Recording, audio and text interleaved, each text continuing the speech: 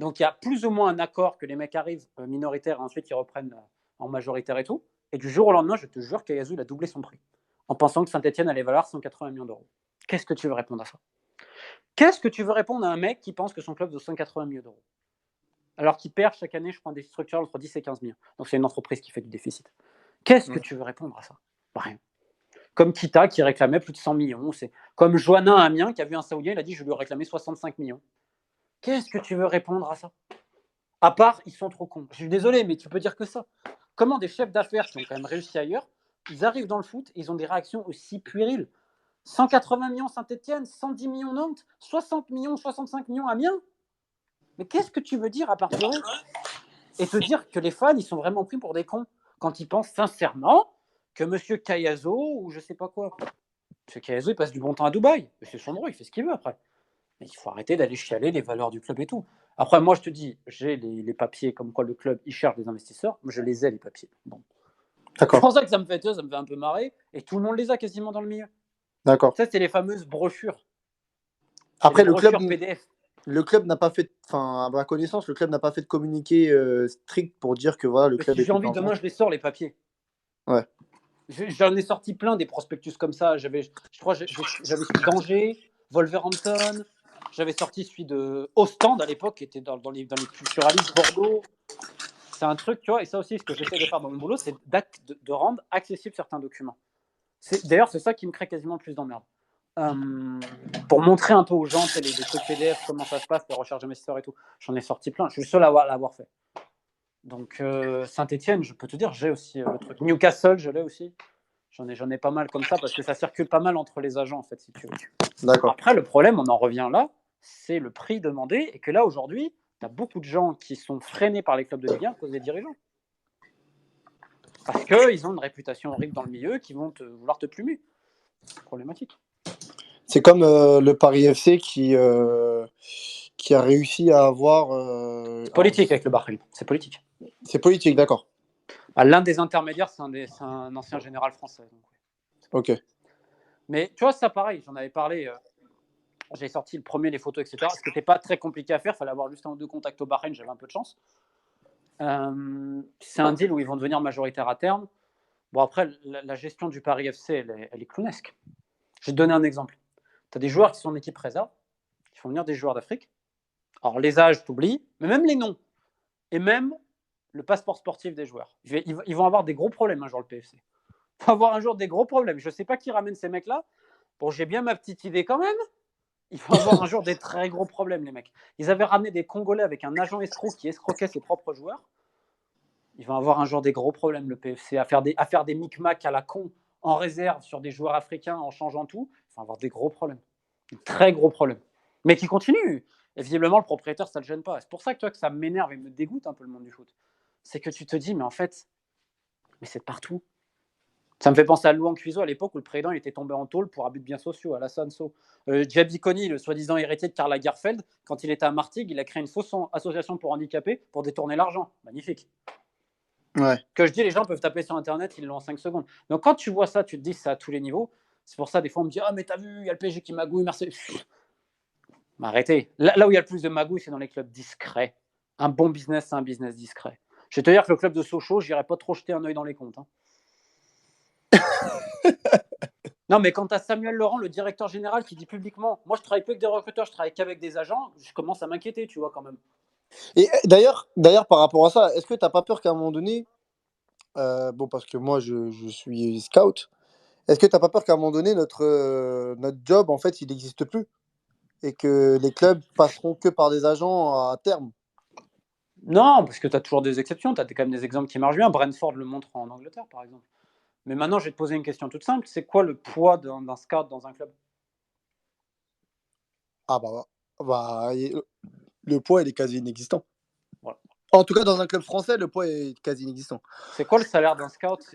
Qui est le plus payé, un community manager ou un scout? Je pense fortement à un community manager. Voilà. Je rappelle qu'on parle de club de foot. Hein. Ouais, on parle de club de foot. Mais Les en fait, commerciaux et tout ça seront bien plus payés que les scouts.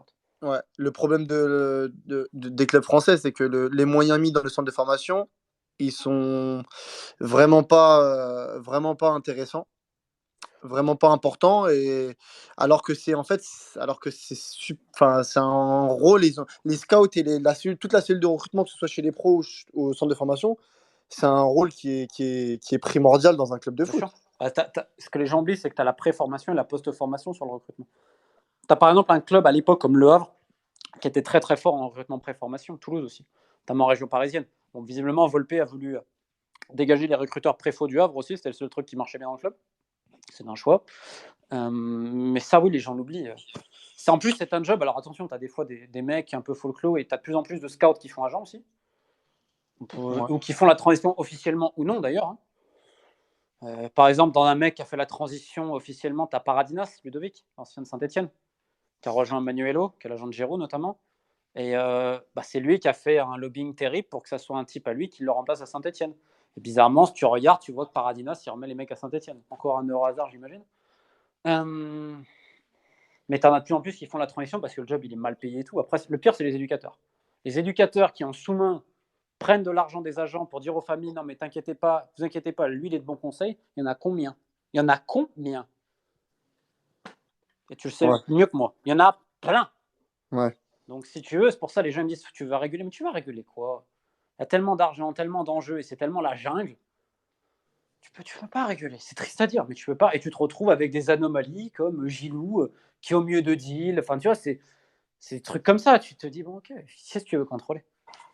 Il y Ouais. a une impunité absolue. Les gens, ils peuvent faire ce qu'ils veulent. Tu as l'impression que c'est pas grave. Et puis, entre toi et moi, tout le monde s'en tape. Ouais, tout le monde s'en tape, bien sûr. Regarde, il y a un mec, là, un député En Marche. Je suis pas politique, attention. Monsieur Roussel, c'est ça, qui se met à fond dans le sport, etc. Évidemment, il se met à fond dans le sport. Pourquoi? Parce que le mec, il a des ambitions derrière. Il a bien compris que le sport, c'était un tremplin. Donc là, il auditionne des gens et tout. Bon, ce qui me fait rire, c'est qu'il va auditionner des mecs de la Fédé française. Alors j'espère qu'il va leur dire, dis-moi, ça fait 20 ans qu'il y a des gamines quand même qui ont été touchées, à qui on a fait du chantage sexuel pour l'équipe de France. Hein? Bah ça non, on va pas en parler, évidemment. Oh, malheureux, pas la tête. Et on va leur demander la bonne gestion financière. Ah bah, il va falloir qu'il parle du recel de billets aussi. Donc le mec, je l'ai contacté à l'époque. J'ai mis un message en public qui avait fait du bruit. Il m'avait contacté, soi-disant, il devait m'appeler, etc. J'attends encore, hein, ça fait 3 mois. Hein. Parce que même si ça ne va rien changer, au moins il ne pourra pas dire je ne sais pas. Parce que moi, j'ai les éléments en main. Mais bon, vu qu'on est dans un pays où qui en a strictement rien à cirer des dérives du foot, bah c'est très très compliqué. Et je vais te dire, j'ai collaboré avec diverses justices internationales, mais pas celles de mon propre pays, alors que je les ai contactés, ils n'en ont rien à foutre. Ouais. C'est là où ça me fait mal, tu vois, parce que moi je suis quand même français, fier de l'être, et je me dis, mais en gros, c'est quoi? En gros, c'est quoi? Je peux vous aider, j'ai des éléments tangibles, il n'y a rien à foutre. Mais vraiment, c'est genre, j'ai pissé dans un violon. Donc après, tu fais quoi? Bah, tu te dis, ok, mon pays peut rien faire. Trop corrompu vis-à-vis du football. Ok, qu'est-ce que je fais maintenant? Je vais te donner une anecdote, je ne te donnerai pas le nom du président. Tu avais un président de club de France qui était sous enquête de la brigade des mœurs, il a réussi à les corrompre, il leur a mis des places en VIP. Maintenant, les mecs de la brigade des mœurs sont en VIP. Tu te rends compte à quel point on est tombé bas? Qu'est-ce que tu veux que je te dise? Et je vais t'emmener une autre parce que j'en ai rien à cirer. Pour tous ceux qui me disent blablabli, blablabla, Vincent Labrune et tout, mais pour te montrer les conflits d'intérêts exceptionnels de ce sport-là, qui produit les documentaires foot sur Amazon? Est-ce que tu le sais? Je vous le Non, je sais pas. Bah, ce serait pas la boîte de prod de Vincent? Oh bah, on aurait caché une relation commerciale? Oh bah, et on a vendu 80% Ah oui, de l'univers à prix mineur? Oh, Romain, si, ah bah oui, Black si. Dynamite. Et les mecs de la LFP qui m'ont appelé parce qu'un jour j'ai fait un sous-entendu, qui m'ont dit tout fièrement, oui mais il n'est plus président parce que machin. Je dis, ouais, mais il a vendu ses actions ou pas? C'est ce que c'est le silence derrière? Et je suis gentil, j'aurais pu aller sur Free aussi parce que le mec il a récupéré un contrat avec Free aussi. T'as un conflit d'intérêts exceptionnel au sommet de la LFP, ça me pose de problème à personne. Tout le monde s'en branle. Qu'est-ce que tu veux que je te dise derrière? Quel tu veux l'espoir que j'ai? Et tout le monde est au courant de ça. Ça prend 2 secondes sur Internet à vérifier. Pas compliqué quand même. Ouais. Tu produis le prochain documentaire Pogba et tu regardes. Non mais c'est choquant. C'est choquant. Donc, tout ce que je te dis, les gens peuvent le vérifier en 5 secondes. Donc au bout d'un moment, tu te dis, mais c'est tellement gros, c'est soit moi qui suis paranoïaque, soit moi qui lis mal, soit vraiment, le foot, les gens peuvent faire ce qu'ils veulent. Et malheureusement, Ouais, c'est la dernière. d'ailleurs, Qu'est-ce que tu veux que je te dise après? Non, Les mais mecs, ils en ont rien à foutre. Rien à foutre. Et nous, on est là comme des cons et on pense que les dirigeants de foot, ils pensent encore au foot. Mais moi, là-bas, je comprends, j'étais pas dans ce milieu-là. Moi, ça fait 10 ans maintenant. Moi, je peux te dire que j'attends qu'un truc, c'est une création d'une police européenne ou internationale et elle fout les mecs au trou. Et après, je barre de ce milieu. Là, je peux plus. Et le basket, c'est la même merde. Et pourtant, c'est mon sport. Hein. Les mecs de la FIBA, les mecs du CIO. Là, j'ai une affaire sur un gars du CIO, mais en termes de corruption, et c'est l'un des patrons du CIO. Mais le mec, mais tout le monde est au courant. J'ai des vidéos de lui où le mec il dit, oh bah ouais, moi je vais en Afrique, je mets des bribes. Ah bah ouais, je mets des pots de vin. Mais le mec, mais tranquille, hein, détendu, filmé, hein, pour avoir les votes. Et tu crois que le mec il tremble? Ah pas du tout. Hein. Il est là, il te regarde, tranquille. Alors tu te dis, ce gars-là, au poker, j'aimerais pas le prendre en face de moi. Mais c'est incroyable. Ça fait 20 ans que ça dure, le mec au CIO. Et là, il a des intérêts immobiliers. Écoute bien, sur le choix des prochains JO, il a des intérêts immobiliers au milieu, et donc le mec l'a caché tout. Mais c'est magnifique. Donc forcément, aujourd'hui, les terrains en question, ils ont explosé le prix. Le mec a fait un bénéfice incroyable. C'est l'un des décideurs du CIO. Et le mec, je te dis, j'ai les vidéos. Et le mec, il est là, il te dit, oh, c'est facile. Moi, je vais en Afrique, je les bribe, etc. Je leur promets des postes. Mais c'est comme ça qu'on fait. Qu'est-ce que tu veux que je te dise après? Le monde du sport, en fait, c'est un monde criminel, l'industrie, qui devrait être considéré au même niveau que le trafic de drogue ou d'êtres humains, parce que ça a les mêmes codes. Sauf le problème, c'est qu'on dit que c'est bien. Le foot, c'est magnifique, c'est le beautiful game. L'industrie qu'est, c'est une industrie criminelle. Et après, les gens vont me dire, non, c'est une réalité quand tu es sur le terrain. C'est une réalité.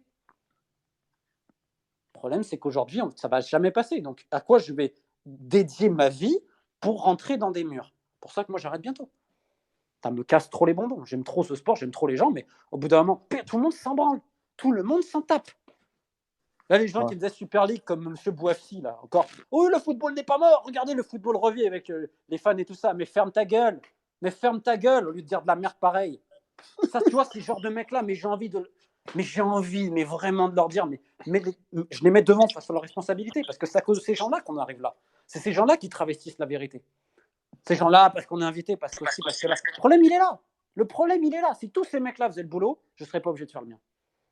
Et c'est pour ça que, tu vois, j'en ai ma claque. C'est pour ça que j'essaie peut-être de te parler. Parce que, un, j'en ai rien à cirer. Et que deux, je sais que toi, tu es dans le milieu, que tu comprends ce milieu-là. Et que tu sais à quel point il est répugnant alors que ce sport, il est magnifique. Et que personne ne dit rien. Parce qu'on a tous notre place, etc. Bon, bah, au bout d'un moment, stop. Stop. Donc moi, c'est pour ça que j'arrête bientôt, je te dis. Et je suis très content d'arrêter bientôt. Je ferai quelques dossiers d'abus sexuels dans les fédérations et j'arrête. T'arrêtes bientôt, ça veut dire bientôt, ça veut dire bientôt. Le jour où je finis le dossier de la Fédé française, après j'arrête. C'est mon. Alors on y vient parce que je voulais te poser te poser des questions par rapport à ce dossier-là justement. Bon, t'as fait une vidéo très compromettante par rapport à tout ce qui se passe dans les institutions françaises. Ouais. Des institutions très importantes. Est-ce que tu peux un peu nous réexpliquer et faire un petit résumé un peu Déjà, tu remarqueras que j'ai pas été attaqué. Alors que j'ai quand même envoyé. Donc, tu m'as entendu? Ouais, oui. Pour le coup, t'as vraiment envoyé. Ouais. Sur la vidéo, t'as vraiment envoyé, oui. Ouais. Oui, mais personne m'a attaqué. Bah, tu m'étonnes. Écoute, j'en parle avec le cœur. De tout ce que je fais, j'en parle avec le cœur parce que j'en fais avec amour. Donc des fois, je peux peut-être être un peu dans le trop plein d'émotions, etc. Mais tu sais que c'est. Enfin, je n'ai pas à me plaindre, tu vois, j'ai de la chance, je suis en bonne santé, tout ça. Mais des fois, tous les jours, c'est. Parce que je dois gérer des trucs, les gens n'ont pas idée. Là, j'ai un gars qui risque, c'est pour une affaire qui risque de se retrouver à la rue, qui n'a plus rien, il n'y a personne qui veut aider, évidemment. Les instances, tout le monde n'a rien à cirer. Donc c'est moi qui dois gérer tout seul et j'ai pas de moyens, tu vois. Donc j'essaye de faire avec quelques connaissances et tout. Et je remercie tous les gens qui m'ont aidé à ce niveau-là. Donc, des fois, tu vois, c'est dur de garder espoir et le prisme que j'ai, il est forcément biaisé. On est tous biaisés de toute façon, parce que moi, j'évolue dans la merde tous les jours. C'est-à-dire que j'ai que des affaires comme ça tous les jours. Donc voir de l'espoir quand tu vois la perversité des gens, quand tu la vois vraiment pleine face, c'est dur. Donc c'est pour ça que si j'ai un discours parfois un peu sombre, je m'en excuse, mais c'est aussi par le prisme que j'ai tous les jours, malheureusement. Là, j'ai une nouvelle affaire d'abus sur mineurs dans une fédé qui doit sortir la semaine prochaine parce qu'on a enfin eu le feu vert des avocats. Ça fait 3 mois que j'ai terminé le truc, mais les avocats aussi, c'est un autre délire. Parce que tu n'écris pas pour dire la vérité, tu écris pour pas te faire attaquer. Je n'avais pas compris ça au début. Donc si tu veux, c'est pour ça. Je m'en excuse si des fois je vais un peu loin, mais c'est vraiment terrible parce que je te dis, j'ai les messages de tous ces gens-là que je t'ai cités quasiment. On me dit Romain, c'est génial et tout. Moi, je peux pas le dire et tout. Tu sais, d'un moment, ça m'énerve. Alors après, t'en as qui font le job. T'en as d'autres qui le font pas. Bon, bref, pour la Fédération française, pour terminer ce que je te disais. Ouais. Je vais passer outre les affaires financières, dont Le Monde en avait déjà parlé. Et encore, ils sont pas allés au bout parce qu'on pourrait parler des recels de billets, on pourrait parler d'autres trafics. Je vais passer outre l'incompétence parce que c'est terrible. Mais en gros, si tu veux, dans le foot féminin, tu as depuis 20 ans. Alors, au tournant des années 2000, c'était du chantage sexuel. Tu couchais, D'accord. tu étais international. Tu couchais pas, tu pouvais te faire voir. Mineur compris. Hein. Putain. Donc, si tu veux, ça, Ah, c'est le juste problème. une question, Romain. Toute cette enquête-là que tu as, enfin, toutes les informations que tu as, ça fait combien de temps environ que tu es dessus? Je suis pas tout seul. C'est pas moi qui ai le dossier à la base. D'accord. C'est quelqu'un qui écoute et quelqu'un d'autre qui m'avait demandé un peu d'aide. Donc, encore une fois, on est plusieurs à être dessus. Et D'accord. tout ce qu'on fait, c'est un travail collectif. De toute façon, tout seul, tu ne changeras rien. Tu vois. Tous les dossiers que D'accord. je fais, c'est des travaux collectifs parce qu'il faut être nombreux, etc. Et ça fait combien Donc, de temps, du coup, que vous êtes dessus? plus d'un an. Plus d'un an? D'accord. Mais tu vois, par exemple, j'ai un dossier de pédophilie sur petit garçon dans une fédé africaine. Mais un truc ignoble où tu as le coach, ça fait 30 ans qu'il dure. Il a gardé la vignette, tu sais, la première licence, la photo, de tous les gamins qu'il a violés. Il en a violé minimum 10 Oh par là an, ça fait là. 30 ans. On parle de plus de 300 gamins. Et que je te dis des gamins que tu vois tous les week-ends à la télé. Oh là là. Non, non, mais Oh attends, là attention. là. Et derrière, non, mais ça, tu vois, ça fait 2 ans et demi. J'arrive pas à aller au bout. Parce que j'ai un problème, c'est que c'est le tabou des tabous, mec sur mec en Ouais, ouais. Afrique. Hmm. C'est pas évident. Ouais. Mais, si tu veux, j'essaye avec d'autres personnes. Parce que c'est un dossier, c'est celui qui me tient vraiment à cœur. Et celui-là aussi, je veux le finir. Pour Oh revenir sur la putain, France. c'est un truc de fou, ouais. Pour Ok. revenir sur... Mais c'est un truc de fou. Et tout le monde est au courant dans cette fédération-là.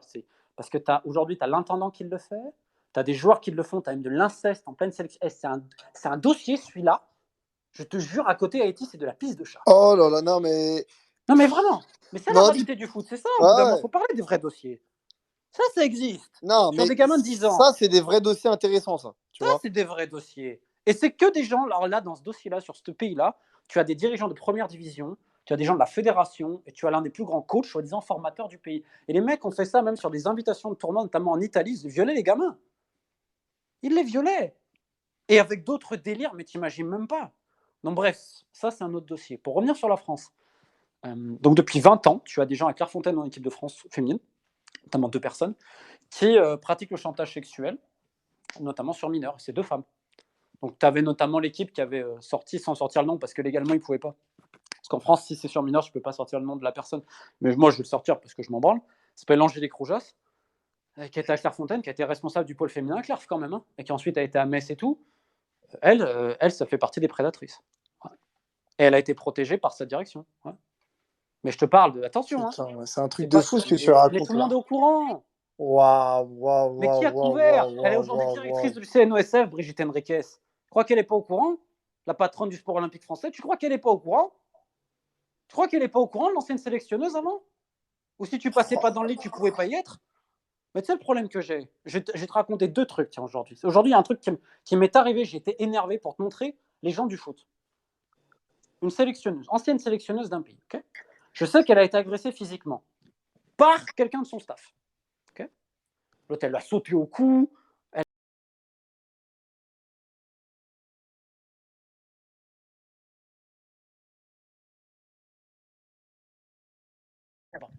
Je la contacte gentiment. Parce que je sais qu'il y a couvert et tout, tu vois, et tout. Et la meuf, directement, tu sais ce qu'elle me sort?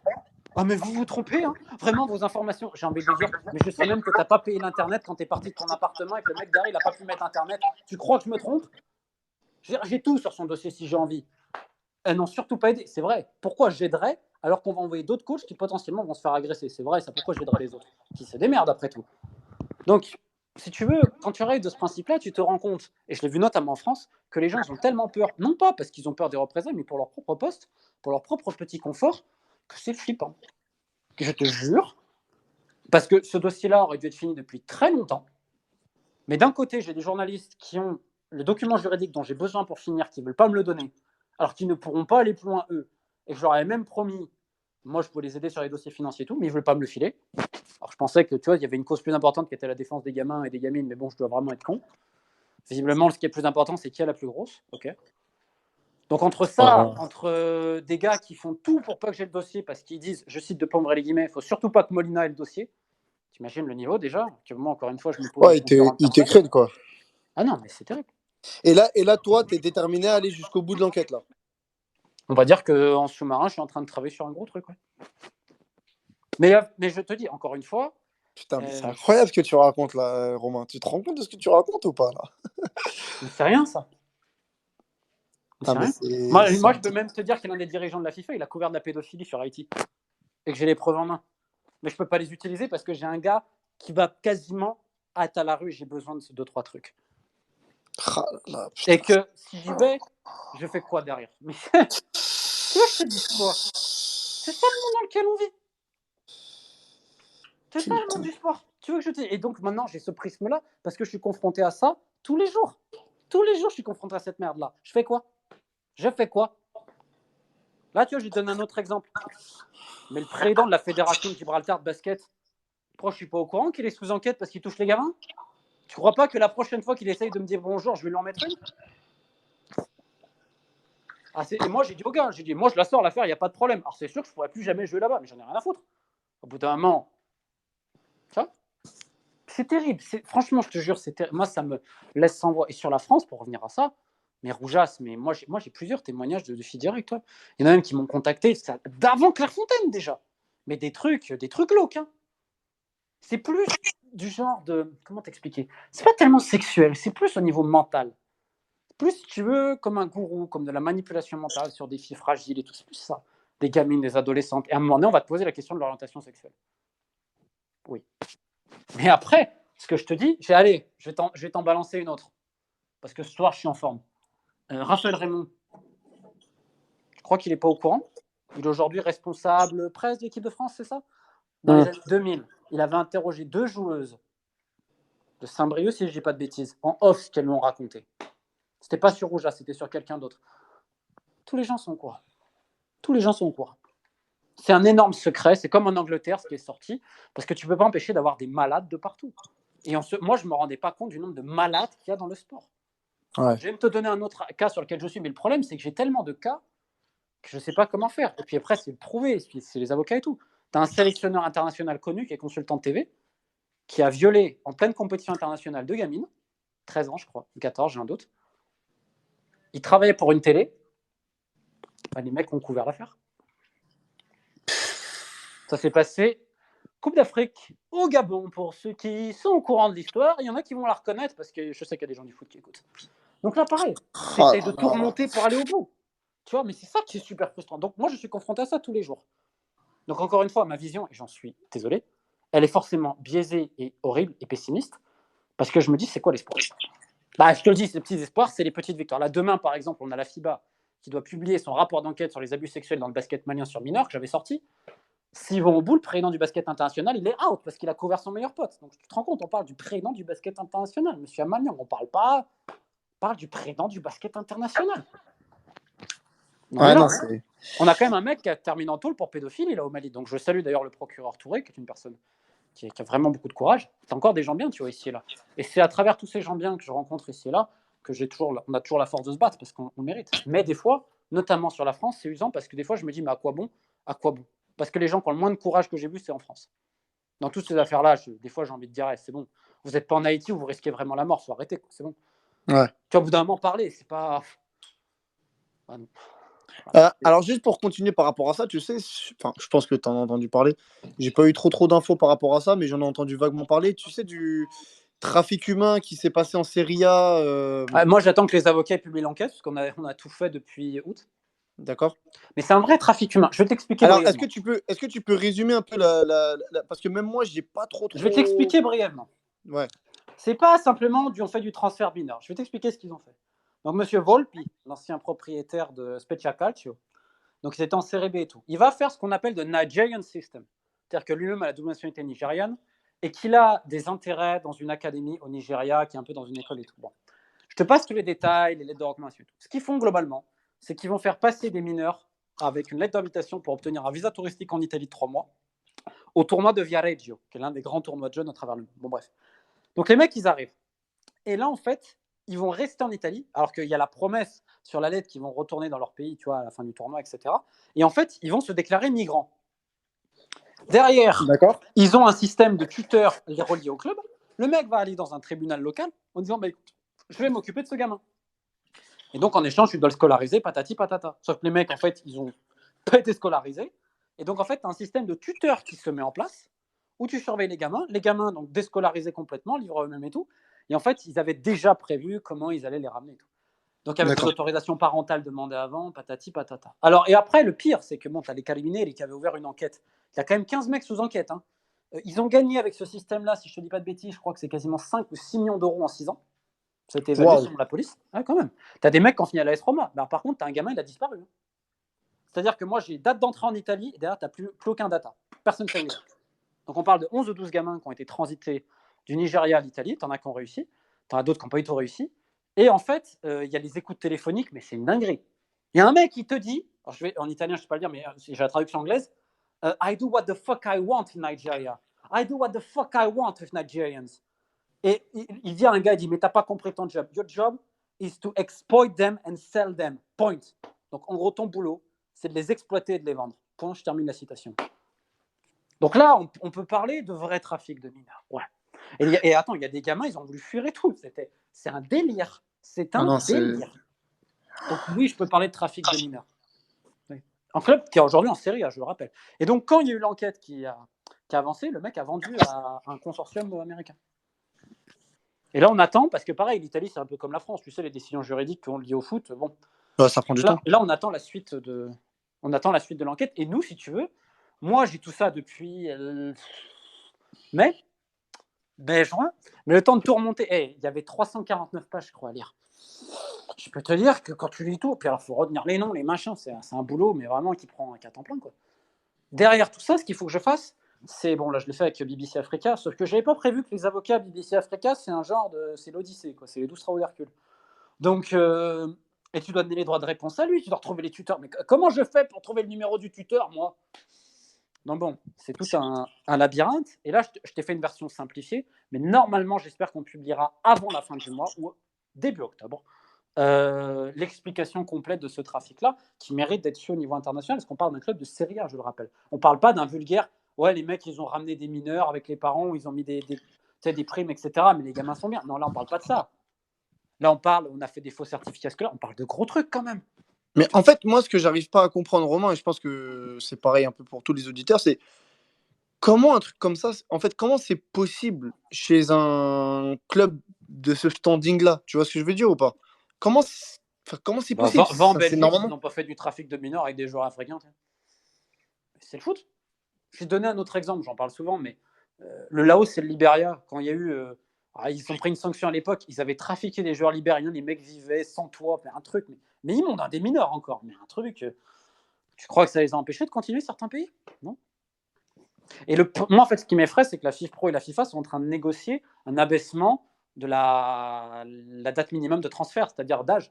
Passer de 18 à 16 ans, parce qu'ils te disent, ouais, mais Alfonso Davies et Rodrigo Betancourt, il ne faut pas les perturber dans leur carrière, ils ont perdu 1 ou 2 ans. Donc en fait, pour tous les Alfonso Davies et Rodrigo Betancourt, on a un tous les millions quoi, de personnes, tu vas avoir une surabondance des trafics de mineurs.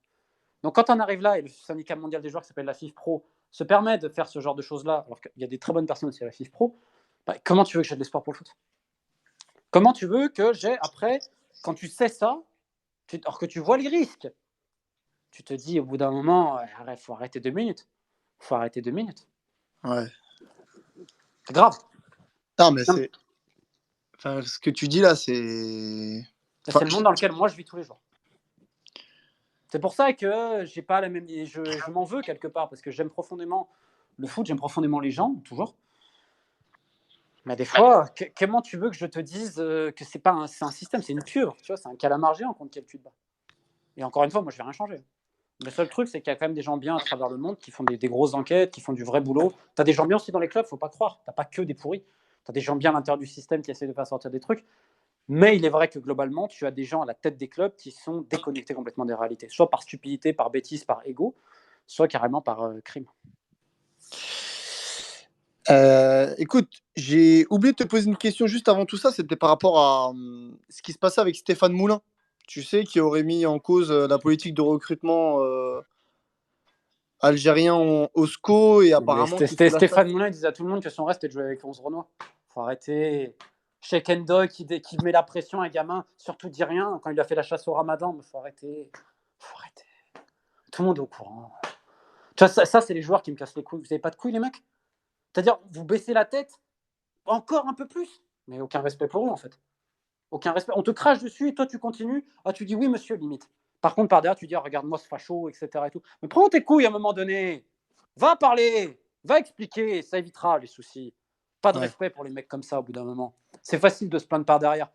T'expliques ce qui s'est passé. Tout le monde est Alors, au courant. est-ce que tu peux réexpliquer un peu ce qui s'est passé parce que En gros, c'est. ils faisaient la chasse au ramadan déjà au centre. C'est paraît-il. Tu vois, visuellement, les sorties de balles à Angers, c'était pas très important de les bosser, mais la chasse au ramadan, c'était important.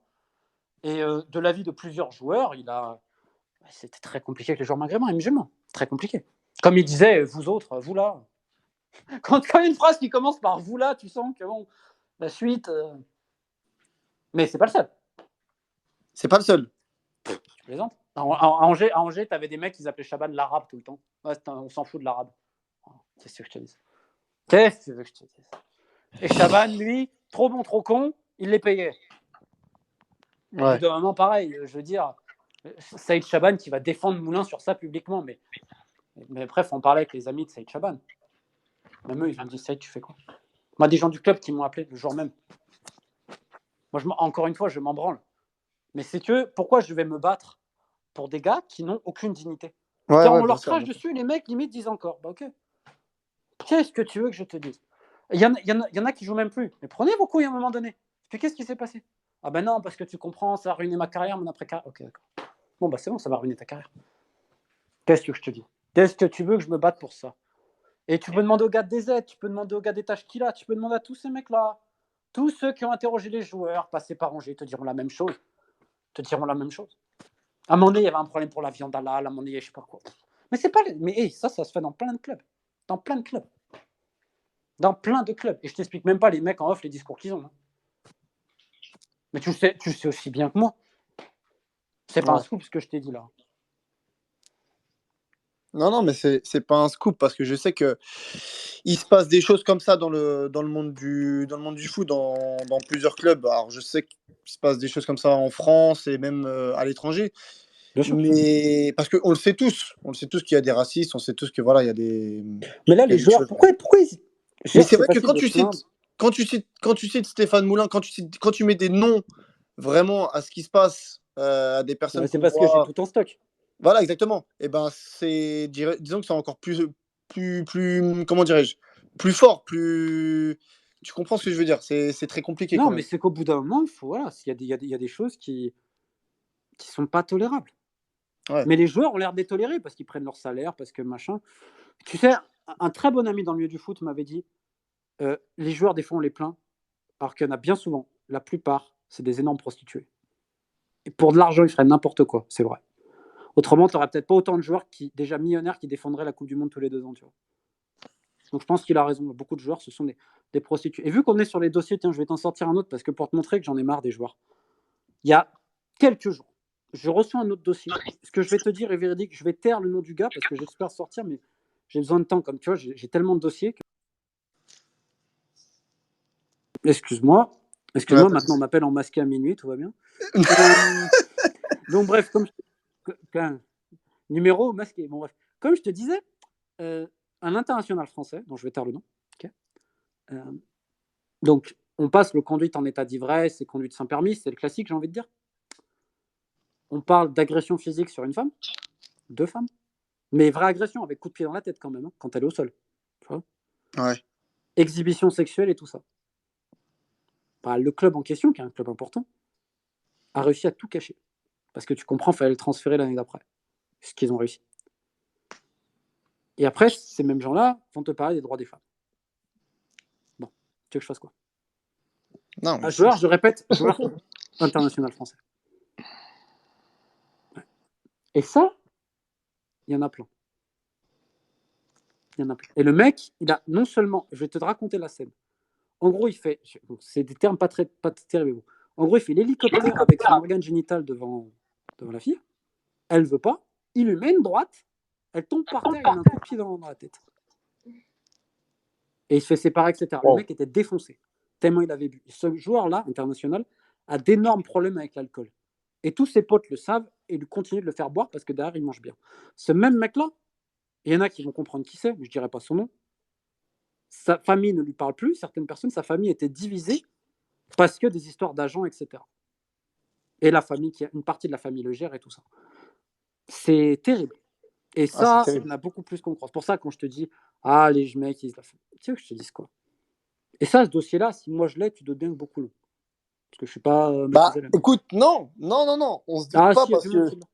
on se doute pas parce que bah, comme tu es le seul à balancer ces infos-là, on se dit peut-être que t'es peut-être l'un des seuls ou peut-être même le seul qui a cherché à savoir le pourquoi du comment et à savoir et à avoir ces infos-là, tu vois ce que je veux dire?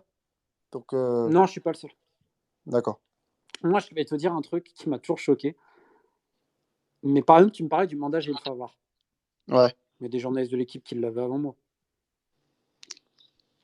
Un truc qui a d'accord. circulé dans le milieu. Tu vois. Donc, les gens sont au courant des affaires, crois pas. T'as des gens qui écoutent ce space-là, je pense notamment à quelqu'un qui m'a envoyé un message il y a pas longtemps. C'est un des mecs les mieux renseignés du game. C'est un mec qui travaille très très bien. Je sais pas citer son nom parce que je vais pas lui faire d'emmerde. Mais Oui, c'est pas. t'as beaucoup de gens qui connaissent. T'as beaucoup de gens. Faut arrêter. Les gens savent ces histoires-là. Après, il y a une différence entre savoir et prouver. Là, par exemple, ce dossier-là, vu les pièces que j'ai, je pense que c'est jouable au niveau international pour le public. Par contre, ça va être dur de dire que le club pourra toujours dire qu'il n'était pas au courant. Et ça, j'en ai pas les preuves matériellement. Donc ça va être très dur d'arriver à prouver que le club était au courant. Je le sais, mais comment je vais le prouver? Ça, c'est deux choses différentes. Et j'ai pas le temps aussi. J'ai tellement d'affaires que bon, je peux pas tout gérer. Oui, parce qu'on rappelle que tu bosses aussi pour BBC, etc., etc. Non, je C'est fais du toujours le cas? freelancing si tu veux. Enfin, je fais quelques enquêtes D'accord. de temps en temps. Là je te dis, j'ai le basket malien à finir et j'ai toujours Haïti. Moi, ça prend toujours beaucoup de mon Ouais, temps à finir. Haïti qui est toujours d'actualité, qui est toujours Et là. bah oui, parce que là, si tu veux, ils ont suspendu à vie président, vice-président. Sauf que moi, je vais te dire qu'il y a DTN, secrétaire exécutif, deux coachs, un autre coach qui a fait un stroke, donc qui a fait une crise cardiaque, donc là, il est plus en santé, mais j'en ai rien à foutre, ça reste quand même un pédophile. Tu as ceux qui ont couvert, tu as le docteur avortement, le docteur Benesch, tu as Michel-Ange, qui était celle qui a acheté les deux gamines pour qu'elles défilent, je parle de filles de 14 ans quand même, hein, dans un grand hôtel qui s'appelle le Kingdom Hotel, géré par un mec qui s'appelle Yves Léonard, qui est d'ailleurs en politique, et qui battait sa femme. Visiblement, ça pose de problème à personne non plus. Si tu veux, on parle d'un véritable réseau, quoi. On parle d'un véritable réseau. Donc, le problème, c'est qu'aujourd'hui, tu as très peu de gens qui ont été sanctionnés parce qu'il n'y a peut-être pas la volonté d'aller au bout. Moi, je te dis, cette affaire-là, depuis que j'ai vu cette affaire-là, je vois plus le monde de la même manière. D'accord. Je ne vais pas dire que je suis devenu parano, mais quand je vois la perversité des gens qui ont géré ça, je me dis, waouh, ceux qui sont censés bien faire, ouais, tu flippes. Tu flippes. Et j'ai une question, mais est-ce que le foot, c'est là où finalement il y a le plus de dérives par rapport à tout ce Je que peux tu pas, découvres en fait? je peux pas savoir parce que les autres domaines, je connais pas assez. Je vais Tu juste connais parler de pas ce que assez? je fais. Il y a D'accord. tellement de pouvoir, d'impunité, d'argent et de trucs pour te faire péter les plombs avec l'ego, la vanité, les dites tentations, qu'en effet, on est sur un cocktail explosif. Parce que contrairement à la politique, tu vois, en politique, tu as toujours des médias quand même qui sont contre toi. Tu auras toujours un versant ou l'autre. Dans le foot, non, tu peux contrôler les deux parties. Tu vois, je vais revenir sur Mohamed Bouafsi, maintenant qui se met dans la politique, bah là, ces casseroles vont sortir. Et là, je vais rire. Quand ça va sortir, je vais rire. Parce que tous les mecs d'RMC qui l'ont protégé pendant des années, là, je vais rire. Là, je vais rire. Ouais. Ah bah oui, parce que dans le foot, tu peux dire, ah, machin. Là, les gens, ça va pas être très compliqué, parce que les mecs vont dire, ceux qui veulent critiquer le parti de Macron, il y a des médias contre ça, bah, ils vont se servir des mecs, on va dire, qui font un peu relais comme lui le fait. Tandis que dans le foot, au niveau médiatique, tu peux être tranquille, tu peux tout contrôler. Pas dans la politique. Pour ça que moi, tu me verras jamais dans la politique, parce que j'ai pas les compétences. Je les ai pas du tout. Donc, Ouais. je reste dans mon Mais domaine et je parle que de ce que je connais. Tu vois, là, le Yémen, pourquoi j'en parle? Ça fait 1 an qu'on travaille, je travaille avec une Yéménite qui, je te dis, tu le craques. Mais pareil, de la même manière, je fais de la même manière, c'est-à-dire je vais interroger les gens, c'est pas moi qui ai donné mon avis. Mon avis sur le Yémen, on s'en fout. On s'en fout complètement. Par contre, on va aller trouver les gens. On va trouver des mecs qui ont été détenus dans des prisons secrètes, on va y trouver des hommes politiques, on va trouver des athlètes, on va trouver des professeurs, des docteurs, tout ce que tu veux. Là, tu vois, j'ai rendez-vous la semaine prochaine avec le Premier ministre yéménite. Enfin, rendez-vous visuel, hein, évidemment. Je vais pas aller en Arabie Saoudite le voir. Ministre des Sports, etc. Parce que là, j'essaie aussi de faire des sujets plus gais. C'est que la Ligue de football au Yémen, elle a repris après 7 ans. Sauf que le pays est en guerre. Donc c'est une vraie question. Comment le foot peut reprendre au Yémen? Je vais te raconter une histoire rapide pour te montrer voilà, comment je fais de la même manière. Donc je travaille beaucoup autour d'Al-Qaïda, qui est un sujet très intéressant au Yémen, qui a été surévalué. Donc j'ai interrogé énormément de gens. Et notamment les vrais journalistes yéménites qui aujourd'hui sont exilés parce qu'ils ont été mis en danger de mort par Al-Qaïda. Et également des anciens Al-Qaïda. Alors c'est pas moi qui les interrogeais directement, c'est celle avec qui je travaille, qui s'appelle Boutaïna, qui est une crack.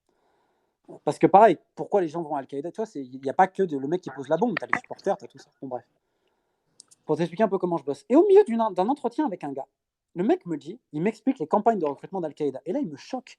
Il me dit, mais moi, j'ai fait être recruté par Al-Qaïda à l'époque, j'étais à 2 doigts d'aller chez eux. Et là, il m'explique qu'en fait, ils organisaient des matchs de foot. Et là, dans ma tête, ça fait clic. Parce que je Ouais. sais que Isla, qui est le parti plus ou moins des frères musulmans au Yémen, faisait ça, tu sais, activité sociale et tout. Mais Al-Qaïda, je ne l'avais jamais entendu. Et là, il me sort un nom, un mec qui a joué pour le Yémen, qui en fait s'est tourné sur Al-Qaïda, et en fait, c'est lui le principal recruteur d'Al-Qaïda à travers le foot. Donc là, on essaye de travailler un peu cette histoire-là aussi, tu vois. Et c'est là où tu vois la portée incroyable du football, rassembleur et tout, et qui va même être utilisé par des mouvements pareils. Mais ça, pareil, il faut remonter, remonter, remonter. Et si tu n'as pas des gens avec qui t'aider, on en revient sur le travail d'équipe. Et elle, qui est une femme, je te dis, la personne avec qui j'ai préféré travailler dans ma vie, c'est pas Tarek Panjet, c'est Boutaina Farouk. C'est une craque, j'ai jamais vu ça. C'est-à-dire qu'elle est capable de, parce que c'est elle qui fait l'interprète, mon arabe étant catastrophique, et Ouais. elle sait mettre à l'aise les gens, mais j'ai jamais vu ça. Et tu sais, c'est pas facile de mettre à l'aise un ancien Al-Qaïda quand même. Hein. Elle a fait interprète pour les gens de Guantanamo, alors je te laisse imaginer le niveau. Ah non, mais elle me choque. Donc si tu veux, ça m'a ouvert vachement les yeux. Donc le Yémen, je peux t'en parler parce que maintenant, ça fait plus d'1 an. Le reste, je me tais. J'ai pas les compétences. Donc pour ta question, j'aimerais te répondre, mais j'ai pas les compétences. D'accord. D'accord. Pas de problème, Romain. Déjà, tu nous dis déjà énormément de choses. Bah, merci déjà à tous ceux qui sont là. Là, on est 12 000. Je m'attendais vraiment pas à ça. Oh merde. Eh, sur ma TL, Romain, il n'y a que des tweets sur le space. C'est un truc de fou. Que des tweets te concernant. Alors, il y en a un qui a mis un tweet qui est super marrant. C'était pas le but. Hein. Qui est super marrant. Alors, il a dit, alors il y a un mec qui a dit, celui qui a appelé en masqué, c'est Stéphane Moulin. Non, mais j'ai rien contre Stéphane Moulin. Tu vois, j'ai rien contre ces gens-là. Moi, je m'en fous. Je vais même te dire, chacun fait ce qu'il veut. Moi, c'est juste l'hypocrisie qui me fait rire. Quoi. Mais tu vois, encore une fois, là, j'ai défoncé un peu tout le monde. Mais encore une fois, je te dis, il y a des bonnes personnes. Je le dis peut-être pas assez, mais j'ai rencontré beaucoup de très bonnes personnes. J'ai fait peut-être certaines de mes meilleures découvertes grâce au foot et au basket. Mais il y a un beau troupeau de connards aussi. Quoi. Non, mais on comprend le fait que tu n'as rien forcément contre les personnes. On le comprend, c'est juste que tu dénonces des choses que tu trouves pas mais je dénonce même normales, pas, quoi. c'est des trucs qui se savent dans le milieu, tu vois. Encore une fois, ce que je dis, des fois, c'est pas des scoops. Il y a des gens, des fois, ils font des mecs étonnés, mais c'est normal après, parce que moi, tous les jours, je te dis, je reçois entre 20, 30, 40 messages ou appels de gens du foot. J'ai même pas le temps de répondre à tout le monde pour te dire. Ouais. Mais vraiment, il y en a des fois, ils me disent, ah, mais je peux pas, tu sais, il y en a, j'aimerais, mais je peux pas. Et je peux pas parce que j'ai mon livre à bosser à côté, j'ai tous mes dossiers.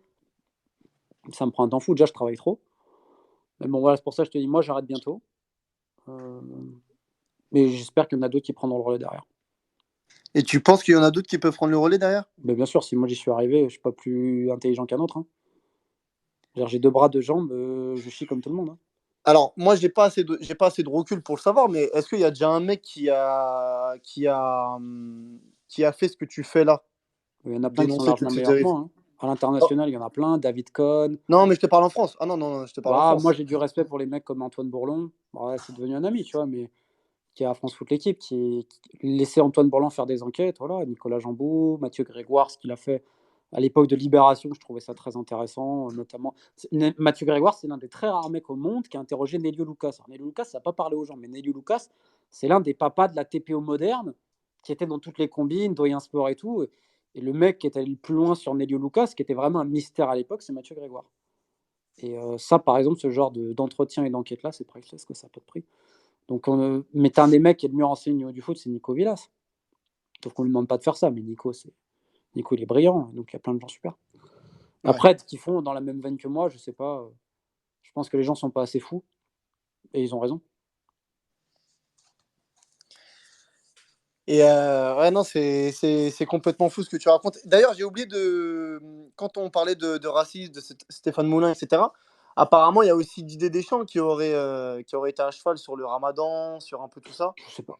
Tu sais pas? Des chances, tu peux plus le choper sur Bernès, ce genre de choses-là. Ouais.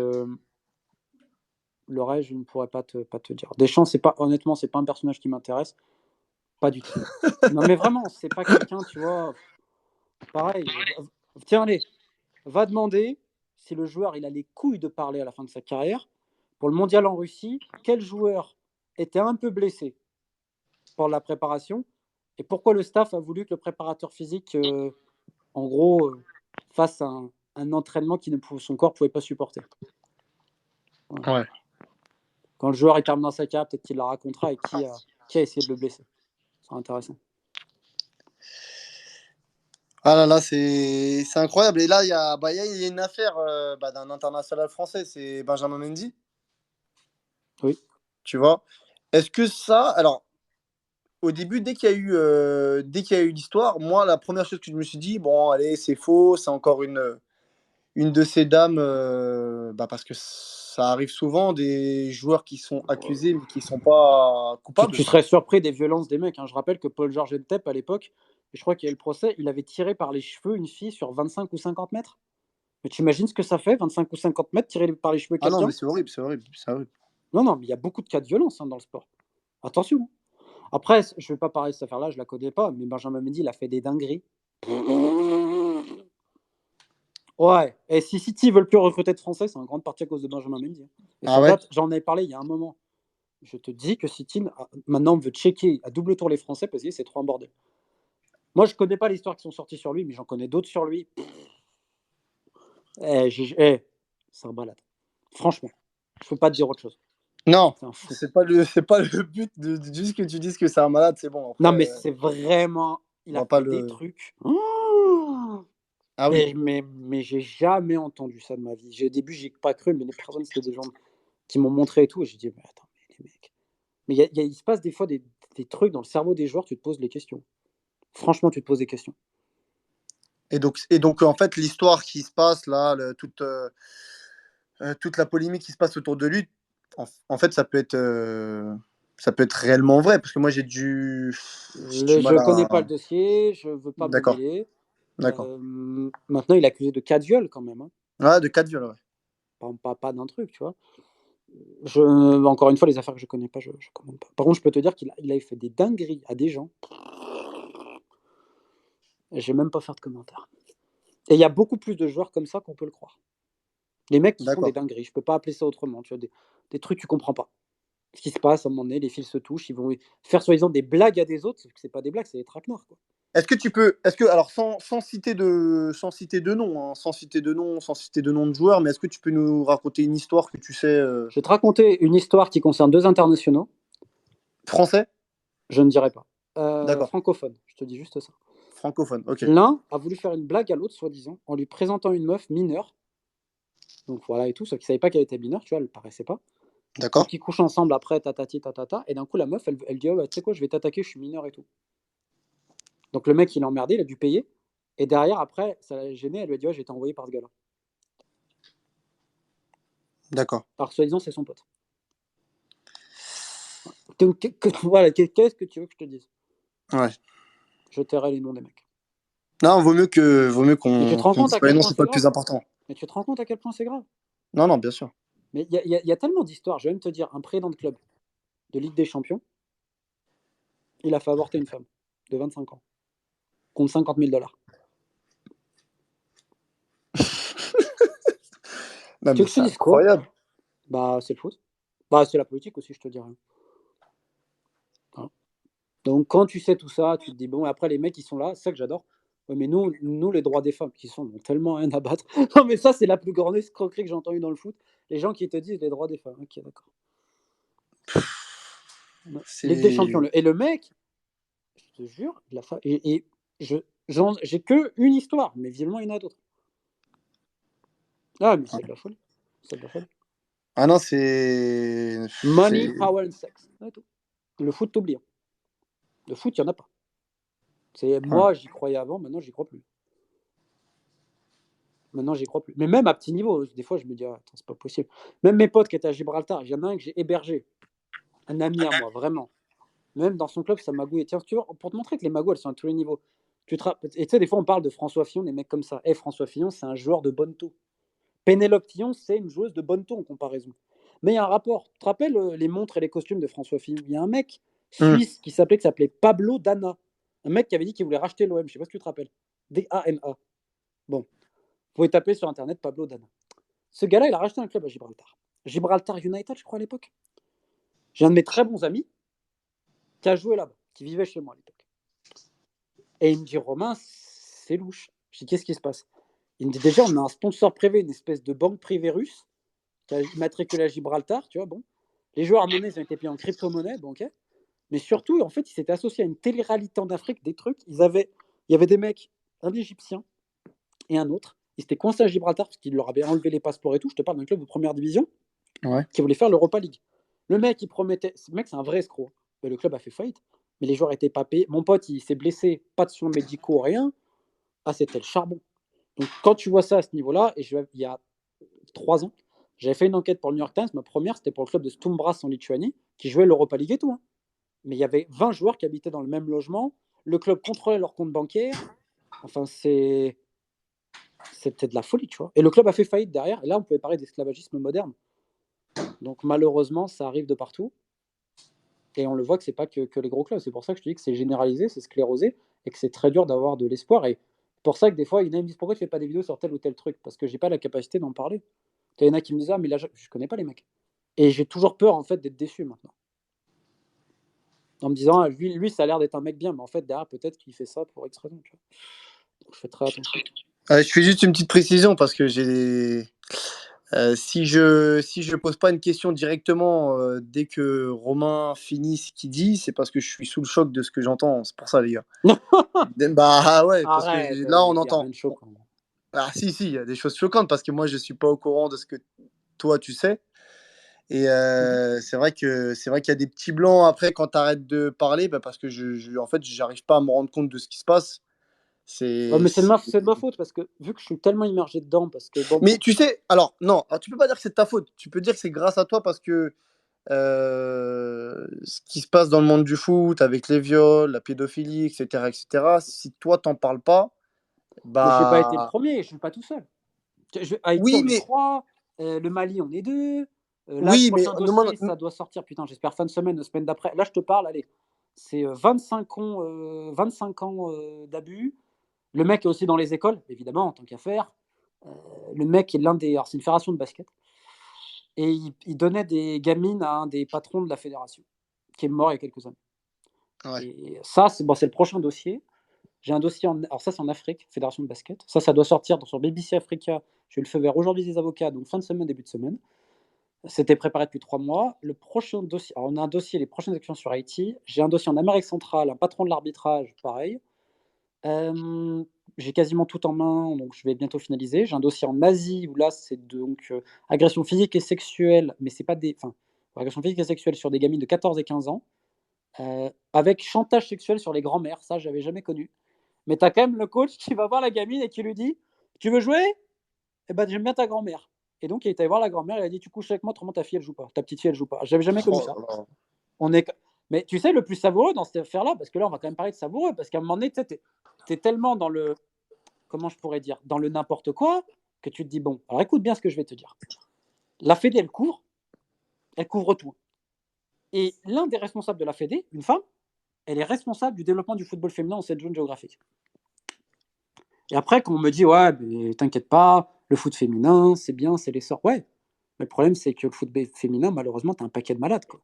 Et je pense que quand on pense aux droits des femmes, bah, faut d'abord nettoyer. Et être intolérant. Aucune pitié pour ces gens-là.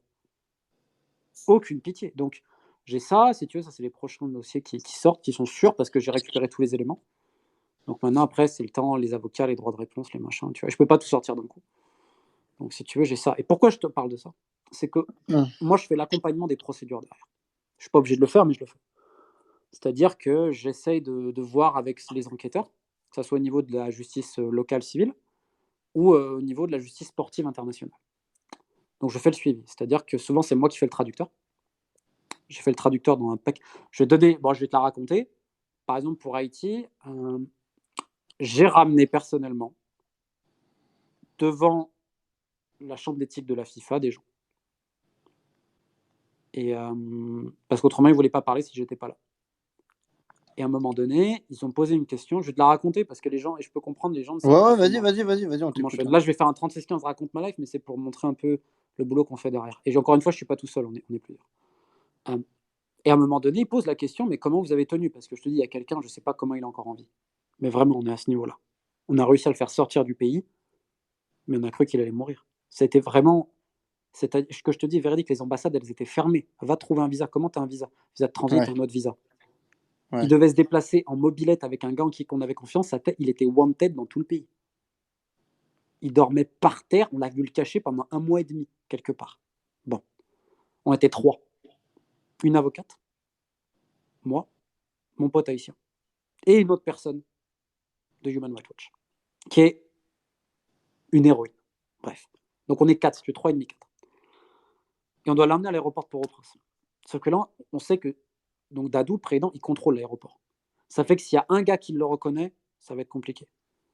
Il va là-bas pour passer le contrôle.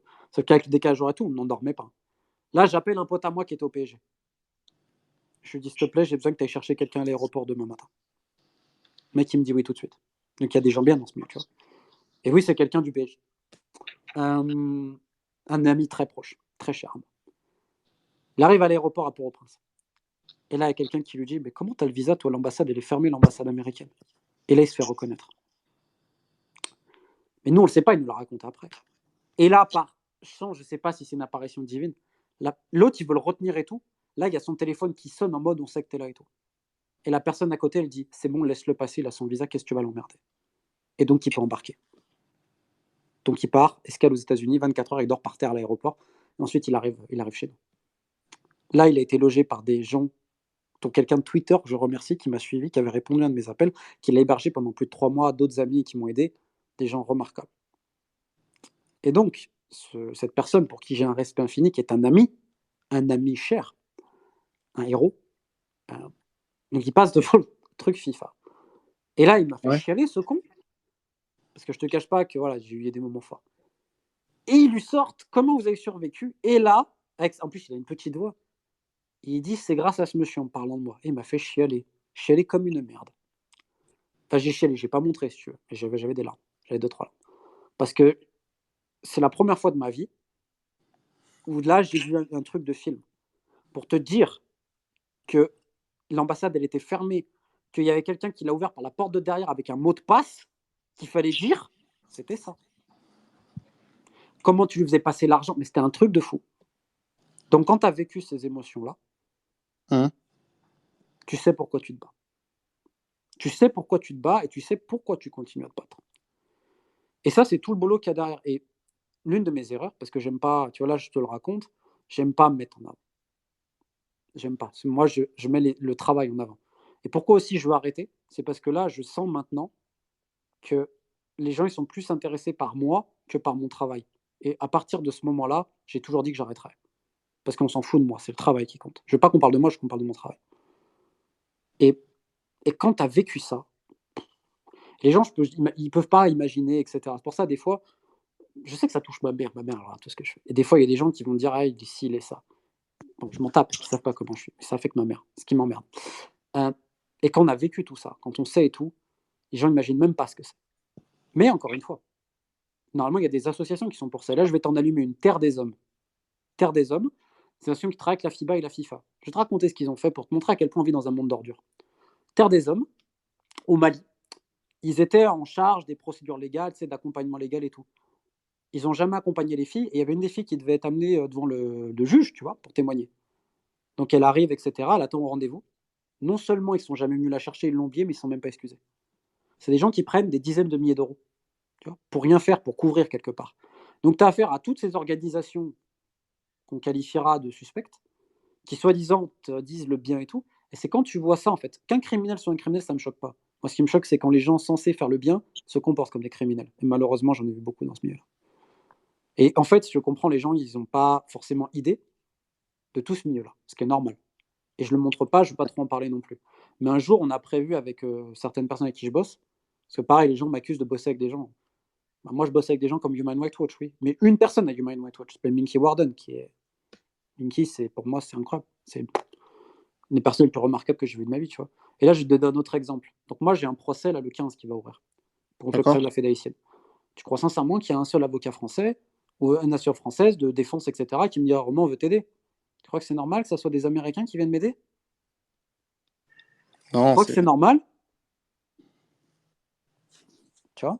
Donc, quand tu vois tout ça, tu te dis bon, tu te poses des fois des questions, mais tu sais pourquoi tu le fais. Là, ça va me prendre du temps, ça va me faire chier, c'est pas grave. Je dois payer le double si on doit le payer. Mais voilà, je veux pas parler de tout ça parce qu'après, j'aime pas les gens qui se font victimiser. Tu vois, moi, je suis pas une victime, je vais très bien, j'ai beaucoup de chance. Mais on travaille dur pour un futur et il faut toujours être stratégique. C'est ce que j'ai appris en 1 an et demi. Et je te dis, je fais beaucoup d'erreurs, je suis loin d'être parfait. Mais on ne pourra jamais m'accuser de ne pas avoir pensé d'abord à tout le monde et, d'essayer de protéger tout le monde. Mais j'y arriverai pas et je vais te dire, y a des gens, ils ont failli se faire tuer. Hein. On est passé pas loin. Hein. Ouais. Ici, je veux dire, quand un dimanche matin, 11h, il y avait ma mère et mon grand-père, paix à son homme. Donc je suis chez eux, là, ils sont venus me rendre visite. Et là, tu reçois un audio en pleurs, d'une fille, et elle m'envoie l'audio d'un gangster qui l'appelle, qui lui dit si demain j'ai pas 20 000 dollars, je te tue. Je sais que tu as parlé. Et que tu sais que c'est un mec qui travaille pour la FIFA qui a balancé son nom. Tu fais quoi? Que tu appelles les gens de la FIFA et tu dis ah, on sait pas, on sait pas. Si on n'est pas capable de faire intervenir quelqu'un dans la journée, cette fille-là, elle serait morte. Et là, je peux le dire fièrement, c'est moi qui suis intervenu. C'est pas la FIFA. Avec un gars que j'ai en Haïti. Sinon, elle est morte. La FIFA a mis 30 heures à réagir. C'est terrible. Donc, non, mais c'est pas, tu vois, c'est juste que la réaction normale qu'on a eue. Bah, bien sûr, bien sûr. Ce qui est choquant, quand je te raconte ça, c'est pas ma réaction, la réaction de mon pote qui m'a aidé. Ce qui est choquant, c'est la réaction de la FIFA. Tu as une urgence, ils t'ont aidé, etc. Tu n'es pas capable de réagir parce que c'est un dimanche ou parce que machin, mais là, il y a danger de mort. Donc, encore une fois, je reviens à ce que je te disais. Je n'en veux pas aux criminels d'être des criminels. J'en veux à ceux qui sont censés aider les honnêtes gens, j'ai envie de dire, de ne pas faire leur boulot. Et c'est ce pourquoi je me bats le plus. J'ai plus de respect pour un criminel que pour ces gens. Juste, J'ai mis le moral à tout le monde, c'est cool. Je fais un petit point Romain parce que là il est 1h du matin. Je sais pas toi. Bon, À encore la base, quelques minutes, après j'irai, parce qu'après, il faut que je réponde à mon téléphone. J'ai eu deux, trois Ouais. messages importants. Je vais te poser une question. Alors on va retourner un peu sur des trucs un peu plus Gay? gay, même si ça reste pas très gay, mais bon. Dis-moi. Par rapport à Benzema. Donc il y a eu le retour de Mhm. Benzema en équipe de France. Oui. Qui a été pour moi une très bonne nouvelle sur le plan sportif.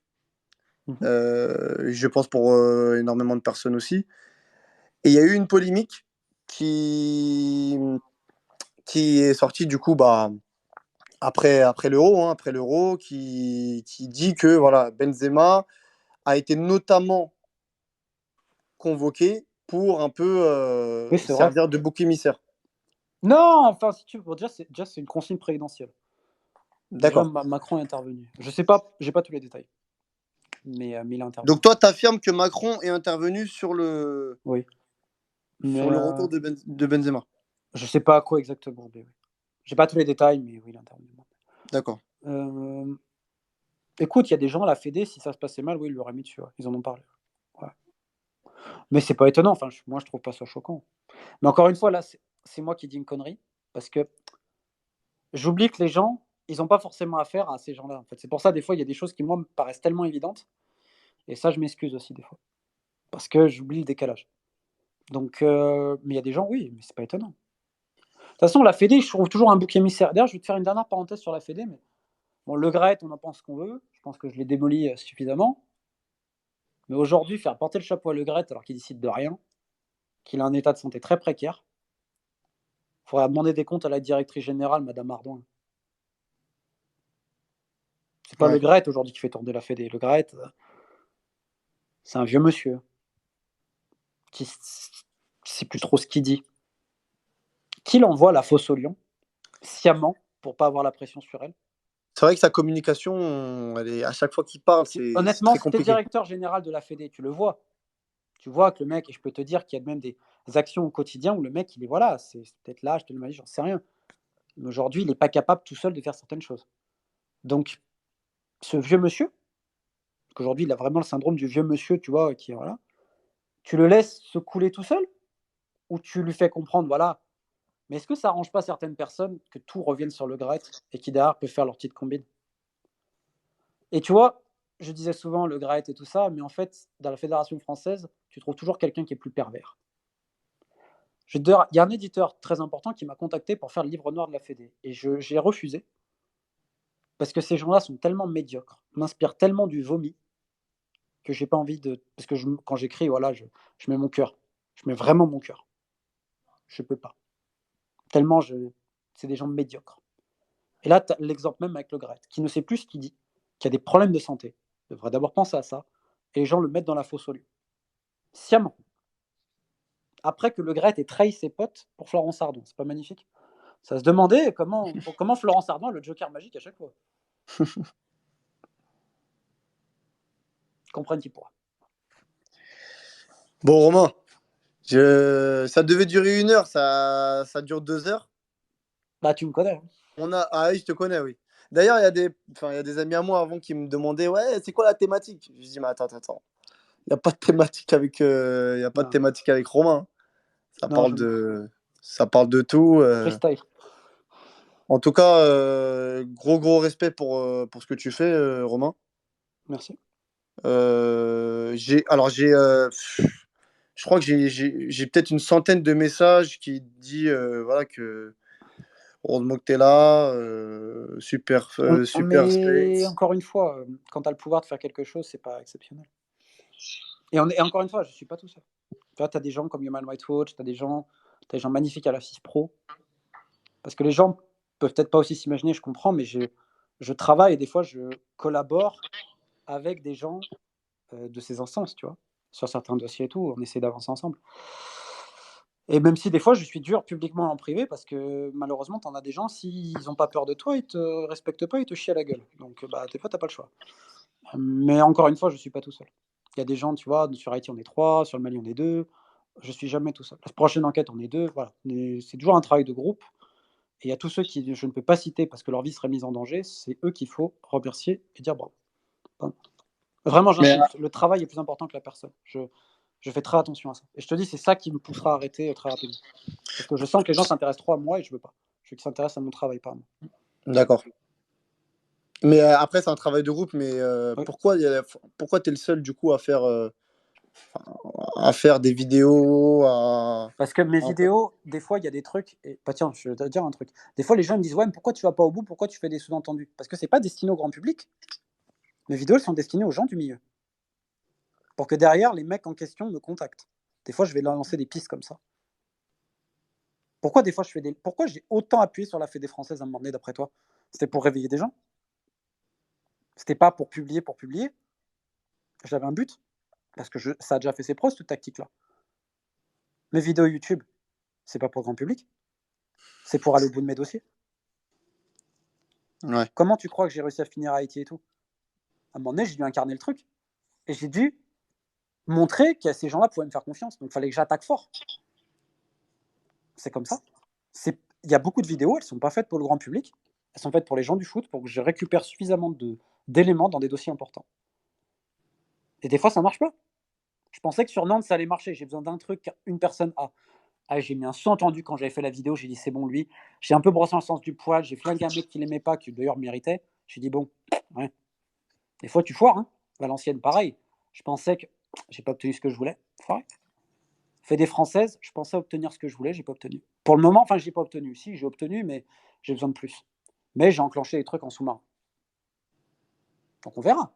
Mais voilà, c'est pour ça que des fois, les gens me disent, ah, tu fais entendu, pourquoi tu vas pas au bout? Mais c'est pas pour vous. C'est pas irrespectueux. C'est juste que dans ma stratégie à moi, si je veux aller plus loin, j'ai besoin que certaines personnes rentrent en contact avec moi. Ou que si moi je les contacte, ils disent, ok, le mec il sait. Donc on peut y aller. Voilà pourquoi. D'accord. Je fais ces vidéos, et puis aussi parce que c'est mon moyen de subsistance. Aujourd'hui, je gagne à peu près 1 000 € par mois avec YouTube. Je suis très à l'aise pour parler de ça. J'ai toujours refusé le placement de produit d'ailleurs. Donc Tu gagnes 1 000 € par mois avec YouTube? À peu près, ouais. J'ai fait un mois à 2000, c'était mon record, c'était en juin ou juillet. Le dernier mois, là, j'ai fait 900 €, 930, je crois. Avant, j'avais fait 1300. Ouais, je suis entre 1000 et 1200 à peu près. Moi, tu vois, un jour, d'ailleurs, je ferai une vidéo où je montrerai l'argent, tu vois, que ça génère. Après, c'est du brut, hein, ce que je te dis. Donc, tu vois, je suis content, moi, c'est très bien, tu vois, 1000 €. Moi, je vis avec 1000, 1200 €, donc je suis pas dépensier, donc ça me va. D'accord. Juste des fois, quelques enquêtes de temps en temps, ça me fait un peu d'argent. Voilà, je suis content. Je demande juste que Hugo Sport un jour paye ce qu'ils me doivent, tu vois. Les mecs, quand même, d'ailleurs, pour donner le culot des mecs, ils ont voulu refaire mon premier livre, Galère Football Club en version poche. J'aurais dit, ouais, si vous voulez, mais quand vous me payez. Bah, finalement, ils ont annulé le livre parce qu'ils ne veulent pas me payer. Et sachant que la Mano Negra, c'est à peu près 20 000 exemplaires vendus, donc à peu près 20 000 euros. Voilà. Ça fait 3 ans que ça dure. Juste un truc, je crois qu'une association de journalistes ou d'écrivains prendrait.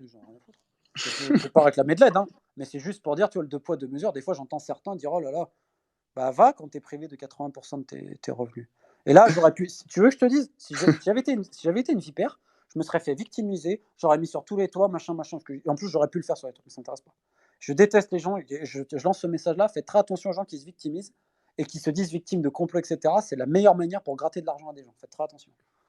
Il faut être digne dans la vie et arrêter de chialer tout le temps. J'ai une question, Romain. Est-ce que tu penses que le FC Nantes peut avoir une situation qui peut, parce que tu as parlé du FC Nantes là, dans tes mots là, dans tes dernières paroles, est-ce que tu penses que le FC Nantes peut se relever un peu de sa mauvaise gestion? Ça a l'air compliqué. Hein. Après, encore une fois, pour ça, il faudrait que je regarde les matchs et que je suive le club au quotidien, ce qui n'est pas le cas. Moi, je peux te parler de comment ils gèrent les transferts et tout, ça oui, la coulisse, mais du sportif, je ne peux pas t'en parler, je ne regarde pas les matchs, donc je ne peux pas avoir d'avis. Donc c'est un peu compliqué. Mais j'ai beaucoup plus d'inquiétude pour un club comme Valenciennes, tu vois. Pour moi, Valenciennes, c'est peut-être la pire direction de France. C'est terrible ce qui se passe à Valenciennes. À Valenciennes? C'est terrible. Tu peux nous expliquer un petit peu ou... Quand on arrive à inventer des preuves en utilisant les photos privées d'un ordinateur d'un employé, d'un dirigeant. Il avait les photos avec un gamin qui était le fils de sa nouvelle femme, en essayant de faire croire que le mec est pédophile pour pousser le mec à démissionner. Je t'imagine la perversité des dirigeants. J'ai pas besoin d'aller plus loin. Là. Ouais. Allez, juste une devinette, tiens, parce que j'ai envoyé, parce que pareil, on parlait de machin et tout. On parle de la DNCG, hein, j'en ai pas parlé, tiens. La DNCG, je te rappelle que cet été, il y a un club qui a passé avec des faux documents. J'ai essayé de les contacter. Tu sais ce qu'ils m'ont répondu? Ah ben non, ils m'ont même pas répondu, le mec. Message et tout. Et mais ça t'étonne pas qu'ils te répondent pas de toute façon. La DNCG, c'est une blague. Pour te dire que même les Belges se foutent de la gueule de la DNCG. Là, je me suis dit, putain, on est tombé bas. Si même les Belges, qui sont folklore, te disent la DNCG, c'est une blague, c'est que vraiment, on est tombé bas. On est tombé très bas. Ouais. Mais dans le milieu, tout le monde voit qu'aujourd'hui, la DNCG, c'est devenu une blague. Pareil, pas de couilles. On va surtout pas décider, et les décisions, on va les laisser prendre par la cour d'appel de la FFF, la DNCG de la FFF, qui gère des clubs, entre guillemets, des bilans N2, N3. Ah ouais, c'est vrai que c'est vachement la même chose. Encore une fois, pas de dignité, pas d'honneur, on prend le chèque à la fin du mois. Mais on fait croire qu'on... En fait, si tu veux, c'est à chaque fois... Je vais te donner une autre anecdote que j'ai appris la semaine dernière, j'étais choqué. Tu sais, les contrôleurs de gestion dans les clubs, qui sont payés par les clubs, ils contrôlent tout sauf les transferts. Ah bah c'est magnifique. Ah bah c'est magnifique. C'est là où ça braque l'argent, mais il faut surtout pas contrôler. Ah bah ouais, et après on te dit, hey, les comptes, ils ont été expertisés. Ah bah oui, normal. Non mais tu te rends compte? Ouais, tu te rends compte? Non mais quand tu vois l'escroquerie à ce niveau-là, tu te dis, mais vraiment, ils nous prennent pour des cons. Vraiment. Donc ça, j'ai appris ça la semaine dernière, j'y croyais pas, et c'est vrai. Tu as des clubs qui font appel à des contrôles de gestion pour dire, ah, regardez, les comptes, ils sont propres, mais par contre, ils ont ordre de ne pas regarder les transferts. Ouais. On se demande pourquoi. Non, mais c'est fou que dans des clubs comme de ce standing, il se passe des choses... C'est normal, regarde le Barça. T'as l'exemple d'un des plus grands clubs du monde. Avec Bartomeu et Rosel à l'époque, d'un des plus grands clubs du monde. Pourquoi on fait les étonner? Suffit de mettre 10 minutes sur Internet dans des trucs sérieux. Je pourrais te parler de la D2 arménienne, ils ont arrêté le championnat l'an passé, Interpol, ils ont arrêté 50 personnes. La D1 tchèque, pareil, des arrestations d'un vice-président de la Fédé pour match. Je pourrais te parler de tout ça. À Chypre l'an passé, il y a eu un attentat à la bombe. Une voiture, elle a explosé d'un arbitre lié au match truqué. Tout ce que je dis, les gens ils peuvent mettre match fixing Cyprus bombe. Regardez l'énorme article sur Josimar de Philippe Auclair autour des liens entre les sites de paris asiatiques, etc., les triades et tout le reste et la première ligue. Regardez. C'est devant nos yeux que c'est un monde criminel. C'est juste qu'on ne veut pas voir. Tu additionnes tous les articles, tu additionnes toutes les condamnations, et tu l'as ta preuve. Pas d'en aller plus loin, et ça concerne les plus grands clubs aux plus petits clubs. C'est juste simple que mon discours est là, il ne changera jamais. Je ne vais pas cibler un club en particulier, mais tu as l'exemple sous tes yeux. Pjanic, Arthur. Mais comment ça passe au niveau judiciaire? Comment? Est-ce que tu peux réexpliquer, s'il te plaît, l'échange? Parce que j'ai vu la vidéo, moi, mais peut-être qu'il y en a certains qui ne l'ont pas vu. En Parce gros, que ils ont bon, c'est surévalué quand les. même, quand En fait, même un c'est pas des scandale ce échanges qu'ils font déjà, c'est passer. 2 transferts, hein. C'est un Ouais, c'est transfert entrant, un deux transfert transferts, sortant. ouais, mais ils l'ont passé comme un échange Mais, payant, on va dire, entre guillemets. mais on te dit toujours des échanges, mais en fait, les 2 joueurs sont valorisés à une somme, donc c'est un transfert d'un côté, un transfert de l'autre, à laquelle s'ajoutent évidemment des commissions. Sauf qu'en fait, on va surévaluer la valeur des joueurs. Dans le cas de Pjanic et Arthur, ils ont été transférés à combien? 70, 80 millions, un truc comme ça? Ouais, Bon, bah, j'ai pas besoin d'aller plus loin, les gens savent très bien que c'est pas la valeur des joueurs. ouais. Est-ce que ça pose des problèmes à quelqu'un? Personne. Dire, c'est passé. Moi, je sais que les plus grands agents du milieu disaient que Bartomeu terminera en prison pour ce transfert-là, que c'était le transfert de trop. C'était connu comme ça dans le milieu des agents. Tout. Si tu ouvres un contrôle, comment tu justifies? Mais après, tu sais ce qu'ils vont te dire, les mecs? Ouais, mais comment on utilise la valeur des joueurs? Comment la. Après, ils vont te dire Transfermarkt. Eh mec, il y a des gens, ils payent Transfermarkt pour faire augmenter les valeurs et tout. Faut arrêter les conneries maintenant. C'est comme les trucs de data. Il y en a qui sont bien, il y en a d'autres, c'est payé par des directeurs sportifs ou par des agents pour augmenter les stats des duels et tout, quand on veut vendre un joueur. J'étais naïf, je ne savais pas, mais depuis un moment, je connais des mecs dans la data, et les mecs, ils m'ont expliqué, ils m'ont montré. D'ailleurs, j'ai avec message. Je dis, ok. J'en parle à un mec que je connais dans un club, il me dit, mais Romain, t'es naïf ou quoi? Il me dit, moi, on me l'a déjà demandé. Hein. En gros, tu contactes et tu dis, ouais, il faut augmenter les stats de tel ou tel gars parce qu'on veut le vendre. Après, Barcelone, ils sont un peu. C'est un peu. Ils sont pas un peu coutumés du fait, on va dire. C'est pas. Mais tous les clubs, Valence, tous les clubs. Et je ne vois pas d'exception. Tu vois pas d'exception. Mais non. Il n'y a pas un club, tu vas pas me dire qu'il n'y a pas Mais je un connais club. pas, je connais pas tous les clubs. Mais Non, moi, non, mais de ceux que tu connais. mais on va dire Villarreal, tu sais, c'est la gestion de père de famille. Ouais, d'accord. T'as un joueur, je l'avais raconté celle-là. C'est un Sénégalais. Donc, c'est un Sénégalais. Ouais, je crois. Il était dans la réserve de Villarreal et tout. Écoute bien l'histoire. Le mec, il le laisse libre. Donc, il le signe pas pro. Le mec va signer dans un club en Gambie qui s'appelle Gambino Star, quelque chose comme ça. Et une semaine plus tard, il signe pour 2 millions d'euros à Villarreal. Tu comprends quelque chose, toi? Tu laisses partir un mec et tu le rachètes une semaine plus tard 2 millions d'euros. C'est passé quoi? Allez, je parle pas pour ce cas-là, mais en général, quand tu fais ça, c'est que tu fais de l'enrichissement personnel avec un détournement de fonds. Il y a des mecs qui vont récupérer des commissions et tout ça. Donc là, si tu vas pas contre ton club, et je crois qu'il va y avoir un cas à la FIFA, je crois qu'ils ont ouvert le cas là, sur ce dossier-là. Donc Villarreal, on va me dire c'est bien géré. Ouais, mais ce transfert-là te montre qu'il y a un truc suspect. Ça ne fait pas de sens. Et c'est un club que j'apprécie au demeurant, qui a des joueurs fantastiques. Bon, Ville un peu calme, mais c'est sympa, Villarreal. Ça pose question. Villarreal, qui est en plus un club avec un projet sportif plutôt cohérent depuis plusieurs années. Oui. C'est pas un club qui roule sur l'or, mais c'est un club cohérent sur le projet sportif qui a des résultats Oui, mais ça n'empêche pas un peu de corrects. micmac en interne. Ah, bien sûr, bien sûr. Mais Ouais, tu as des clubs qui ont des résultats en chute et qui ont des projets sportifs qui sont très compliqués et qui, en plus de ça, ont des dérives énormes en interne. Donc, il y en a plein. C'est ouais, malheureusement, il y en a trop.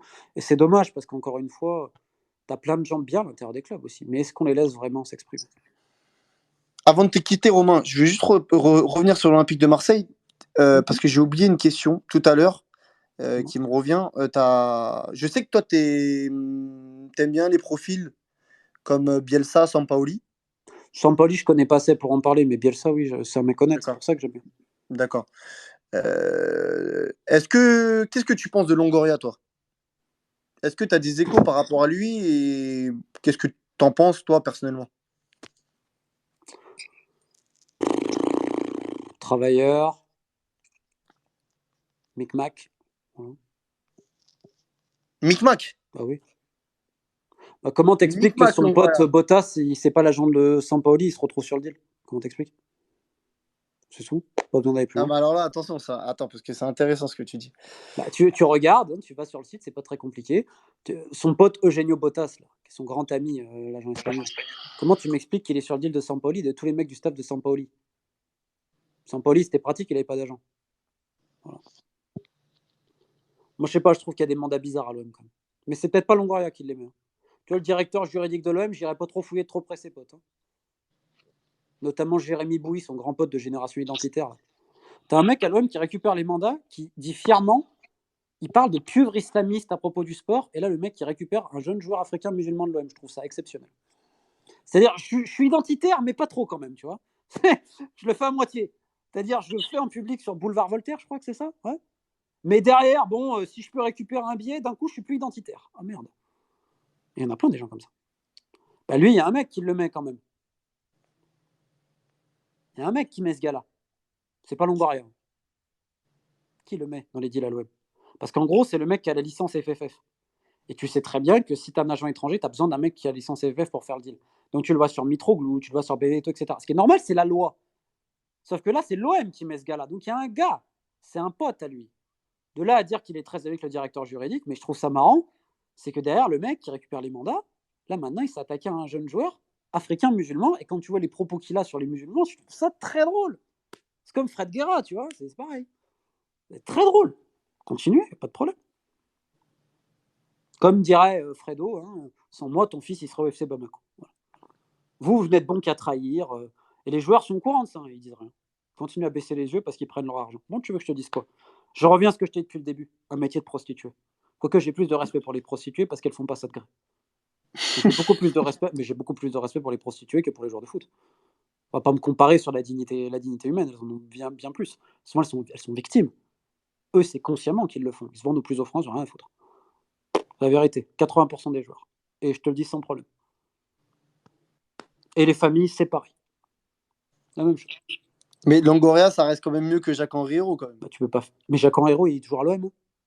Qui fait les rendez-vous avec les instances? C'est pas Longoria. Comment ça, il est toujours à l'OM? Il a été démis de ses fonctions? Non. Ça c'est ce qu'on essaie de vous faire croire. Hérault, il gère pas ce qu'il gérait avant, mais Hérault, il a toujours des fonctions à l'OM. Hérault, t'affirmes que Hérault a toujours des fonctions à l'OM. Et tu sais les rôles qu'il a, tu sais. Bah, il s'occupe à Paris, il y a un bureau où il y a lui et 3 autres personnes. C'est lui qui est toujours le point de contact des instances déjà de l'OM. C'est lui, hein. Ça n'a pas changé. Il n'est pas dans le sportif, mais il a toujours un rôle, oui.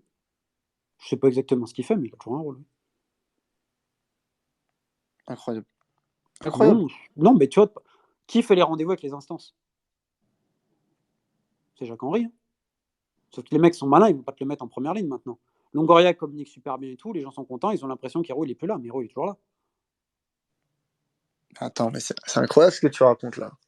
Jacques-Henri Hérault, c'était le mec à éliminer. Un message d'un c'était gars le qui mec est très bien renseigné dans le foot, qui nous écoute, qui me met « Ils sont naïfs ».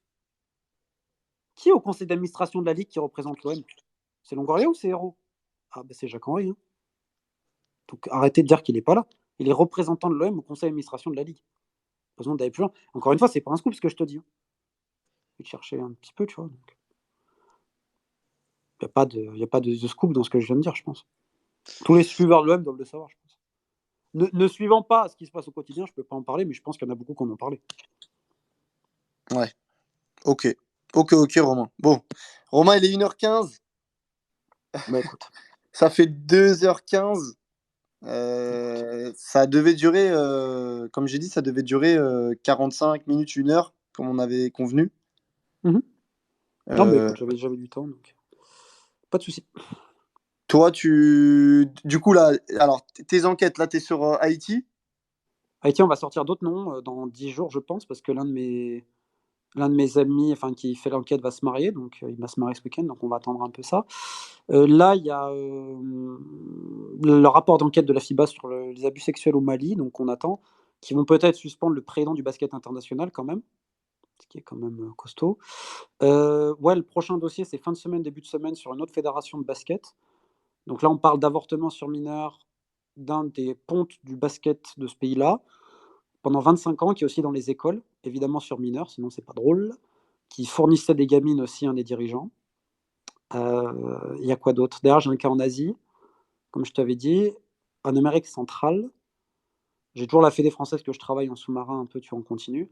Mais ça, c'est les prochains dossiers et cette fameuse enquête de trafic de mineurs dont j'attends que les avocats valident certaines choses. Et là, on doit trouver le droit de réponse, les machins, retrouver les tout. Donc ouais, je suis assez occupé. Plus ce qui va suivre sur l'île Maurice aussi, l'affaire de voyeurisme, etc., où la police a promis des arrestations, que c'est un autre cas qu'on suit. Donc voilà, il y a pas mal de cas. Et puis, bon, le dernier gros dossier que j'ai, c'est la pédophilie dans ce que je t'ai dit sur les petits garçons dans une fédé africaine. D'accord. J'espère vraiment que des gens m'aideraient. D'ailleurs, je pense que s'il y en a qui m'écoutent de ce pays-là, de ce foot-là, ils savent très bien, donc n'hésitez pas à me contacter, avec grand plaisir, on avancera ensemble, dans le respect et la sécurité. Et l'autre gros dossier que j'ai, c'est un réseau international de, j'appellerais ça du sextortion ou blackmailing, tu vois, c'est vraiment du chantage sexuel. Tu couches, tu es international en termes d'arbitrage, et là je te parle d'un réseau international qui est de dirigeants du foot. Donc on travaille, on est plusieurs à travailler dessus. Le problème, c'est encore une fois, il y a des jeunes qui disent: pourquoi tu fais pas ça? J'ai pas le temps. Et ça prend un temps, mais t'imagines même pas, c'est tellement long. Là, tu vois, le dossier d'Amérique centrale, je l'ai commencé il y a 1 an. J'avais été contacté par quelqu'un et tout, puis en montant. Là, j'ai 6 personnes directement, filles, plus 4 mecs qui confirment tout. Donc voilà, maintenant j'ai un dossier solide, des documents, tout. Et là, on va commencer à écrire un draft cette semaine, qui ensuite devra être relu par les avocats une première fois, une deuxième fois, ils vont me poser des questions, machin. Ensuite, droit de réponse, tout. Enfin bref. Derrière, moi, entre-temps, je vais commencer à les présenter à une association pour faire le suivi, parce qu'il y a une femme qui a vraiment besoin d'un suivi thérapeutique, donc je ne lui pose pas les questions. Je sais qu'elle souffre, donc je ne pose rien. Sachant que je ne pose jamais les questions de ce qui leur est arrivé. Tu vois, j'ai aussi beaucoup appris là-dessus. Donc voilà, il faut continuer dans ce domaine, mais voilà les prochaines enquêtes que j'espère sortir. Et puis mon livre sur le Yémen, normalement pour janvier ou février, qui risque aussi de faire gros. Tu vois, le plus gros scoop que j'ai sorti, il va pas être dans le foot, il va être là-dedans. Ça, c'est marrant. Tu peux le raconter en avant-première ou pas? Bah, c'est un peu la guerre des bonnes affaires, comme on l'appelle, avec Boutaïna, donc qui est la personne avec qui je travaille, qui est yéménite. Et on va dire que tu as bon, déjà, vas avoir les preuves de la corruption des agences onusiennes. Je te dis juste un truc quand même, mais ils ont envoyé de la nourriture périmée à des enfants au Yémen qui font payer évidemment. Il y a une corruption mais endémique, c'est terrible. Ils ont jeté des tonnes et des tonnes de nourriture et après ils te disent: «Ouais, mais le Yémen a faim». Tu sais, en fait, ils font culpabiliser les gens pour en gros donner de l'argent, donner de l'argent. Parce que si tu dis que le Yémen n'a pas faim, bah, il n'y a pas de don. Sauf que derrière, en fait, les mecs s'en mettent plein les poches. J'ai un document, ils ont mis une facture de 250 000 euros d'Internet, 250 000 dollars. Ah, d'accord, un programme alimentaire, il facture 250 000 dollars d'Internet. Putain, mais même Free, ils n'oseraient pas. Donc, si tu veux, bon, il y a ça. On a beaucoup de cas où ils ont envoyé même de la nourriture qui était impropre, c'est-à-dire qui était toxique, notamment des bidons d'huile pour faire de la cuisine. Donc, on a des gens qui ont été intoxiqués, carrément. Donc là, on peut parler vraiment de crimes, des agences onusiennes, de World Food Programme, mes copains. Donc il y a de ça, mais surtout, il y a un autre dossier que je travaille depuis très longtemps. Je peux juste te dire que ça concerne un pays important dans le monde entier, qui est plus que complice de crimes absolument terribles et de toute la corruption qu'il y a d'une très grande entreprise internationale et liée à Al-Qaïda. Voilà. C'est un genre de dossier Lafarge. Eh ben écoute, Romain, en tout Je te cas, dirais juste un truc pour terminer. Le gars qui a sorti ça, il est mort empoisonné. Donc j'espère que ça peut être j'espère que ça peut être mon sort. Mais bon, c'était pas ces mecs-là qui l'ont empoisonné, c'est d'autres gars. Il en avait. Mais bon, on va poursuivre son travail en hommage avec toute sa famille. Et j'ai la chance de pouvoir dire qu'on poursuit ce travail-là de ce monsieur-là. Donc je suis fier de poursuivre le flambeau. Voilà. bon, en tout cas, Romain, énormément, énormément de force pour tes prochaines échéances. Merci. Franchement, beaucoup, beaucoup. Sincèrement, t'es une personne qui a besoin de tout ça. Donc nous, je pense que là, il est quand même 1h18 et on est presque à 21 000 personnes qui écoutent. On est lundi soir. Je Romain, remercie tout le ça monde. veut Je dire que m'attendais demain, pas à on ça. Merci. travaille. Moi, demain, je me lève très, très tôt. Ah, C'est moi pour aussi. ça que... Et toi aussi. Donc c'est pour ça que je sais. Et normalement, c'est parce que les gens ne sont pas contents. Je reçois des messages, mais je peux pas aller jusqu'à 4-5 heures, même si je suis sûr et certain que toi, Romain. Après, je terminerai là-dessus. Je fais très rarement des entretiens ou des machins comme ça, parce que je ne suis pas invité. Et puis deux, parce que la rareté, c'est important. C'est très, très, très important, la rareté. Hmm. Tu vois, bon, j'ai toujours été fan de Daft Punk et je trouve ils ont tout compris. La rareté, ce qu'il y a de bien, et j'aime pas parler à tort et à travers. Donc là, on a parlé de pas mal de sujets que je travaille depuis un moment, que je peux tout prouver et démontrer. Je remercie à tous les gens d'avoir écouté. Et encore une fois, quand ces affaires-là sortent, n'hésitez pas à les partager parce que la seule manière qu'on a de changer et d'avoir les petites victoires, c'est juste quand il y a une grande indignation populaire. Si ça ne fait pas de scandale international, tu n'as pas de changement. Avant, je m'offusquais tout seul. Non, mais en fait, c'est la même stratégie à chaque fois. Tu publies un truc, il faut que ça fasse un grand bruit, scandale international, ce qui oblige les instances à bouger et avoir après les justices des pays aussi à bouger. Si tu n'as pas ça, il n'y a rien. Donc merci à tous pour votre soutien et puis j'espère qu'on parlera bientôt de dossiers quand même plus gais avec des gens bien pour renouveler certaines fédérations en espérant que ça se passe dans notre pays ailleurs parce qu'il ne faut pas fermer les yeux sur ce qui se passe ailleurs sous Ouais. prétexte que c'est des pays pauvres ou autres. Comme j'entends des fois des mecs, je ne citerai pas des journalistes qui me disent mais qu'est-ce que tu te fais chier avec ces noirs. Je ne citerai pas la personne en question mais qui m'avait sorti ça un jour, tu te rends compte. Tout va bien dans le meilleur des mondes, dans la presse française. Écoute, en tout cas, j'espère que tu annonceras ton départ en avance et que tu ne nous laisseras pas comme ça Quand j'aurai fini avec Sans la Fédé nouvelles sans française nouvelles de ta part du jour au lendemain. et la Fédé africaine dont je te parle, après j'écrirai sans doute un livre par an ou un livre par an et demi sur les sujets que je veux, tu vois. Et quelques dossiers d'abus sur mineurs, mais voilà, je prendrai du recul surtout. Je pense que j'irai m'exiler dans un pays comme les îles Cook ou autre. Je ferai du basket en première division, j'irai entraîner les gamins et tout. Et voilà, Et je ferai ça. tu oublieras pas le dossier qui est le plus important, c'est le dossier sur la FFF, bien sûr. Bah, j'arrêterai quand j'ai eu eux et cette Fédé africaine dont je te parle sur les petits garçons, D'accord. parce que ça, c'est Excuse-moi, parce que ça c'est a même coupé, plus j'ai pas important que tout la entendu. FFF pour moi, parce que j'ai promis à quelqu'un d'y arriver et j'y arrive pas.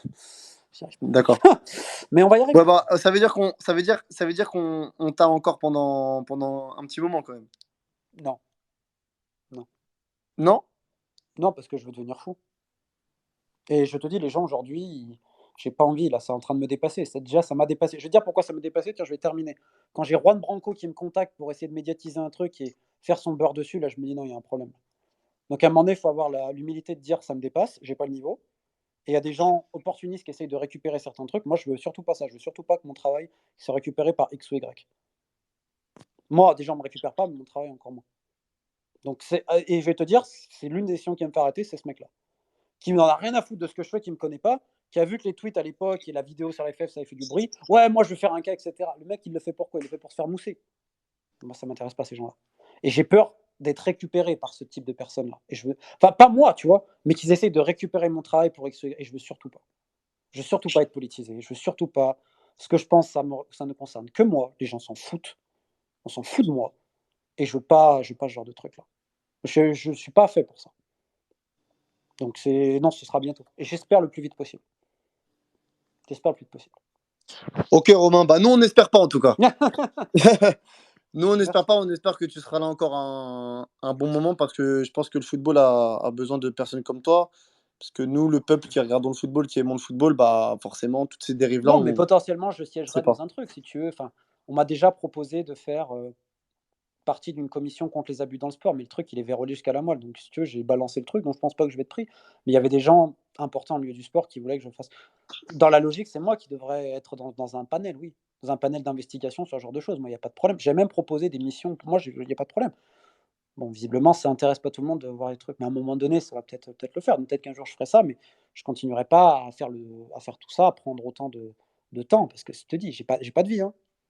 Pourquoi tu me dis que je sors des affaires? Parce que j'ai pas de vie. J'ai pas de vie. Je fais que travailler. Mais après, j'ai choisi, et comme je dis, j'ai pas le choix. Je vais pas me plaindre, je suis content de ma vie. Mais à bout d'un moment, il faut faire un choix. Je sais que je pourrais pas tenir ad vitam aeternam parce que j'ai le risque de devenir fou, j'ai le risque de devenir une caricature, j'ai le risque de devenir, voilà, que ça me dépasse et que je me rende pas compte et que je veux pas devenir une caricature. Je veux pouvoir me dire, ah, ok, je suis fier de ce que j'ai fait. Tu vois. Et je veux arrêter avant de prendre ce risque-là. J'ai pas envie de devenir Juan Branco, si tu préfères. Voilà. Je comprends. Je Ou comprends, tous les Romain. mecs qui vont surfer sur les trucs pour l'opportunisme. Moi, tous les sujets que je parle, tu vois, je parle de sujets, je parle de quantité de sujets, même des sujets pas grand public, je préfère même, je déteste parler de sujets grand public. D'ailleurs, tu vois, on m'a fait pareil du PSG, etc. Tu vois, je te réponds, mais je sais que ça va me casser les couilles, que machin, que patati, ça va me casser les bonbons. Je déteste parler de ce genre de, même de je déteste parler de ça parce que derrière les gens vont dire, je déteste ça. Vraiment. C'est pas contre les clubs, mais je déteste. Je préfère parler de Djibouti, de sujets comme ça. Personne me casse les couilles. Et voilà. J'aime pas l'attention comme ça. Enfin, j'ai raconté ma vie, je suis désolé. Mais voilà, je pense que ce sera le mot de la fin. Bah écoute, tu te lèves tôt, je le sais. Normalement, ça devait durer 45 minutes, 1 heure. Ça a Bon, c'est duré surtout que 2 heures. je vais terminer tard parce que là, il faut que j'appelle deux, trois personnes pour le Mali, pour Haïti, En tout cas, etc. Donc voilà. merci pour ton temps. Il n'y a pas de souci. Merci pour ton temps, Merci à Romain. tous. On est toujours 20 000, il est 1h30, c'est un truc de fou. Merci à tous, les gars. C'est mon premier space. On se tient au courant, en tout cas, par message, Merci Romain, beaucoup. et je te remercie énormément. Et Bonne soirée à merci à tous. toi Merci beaucoup. d'avoir écouté ce space. Keep the faith. Allez, ciao.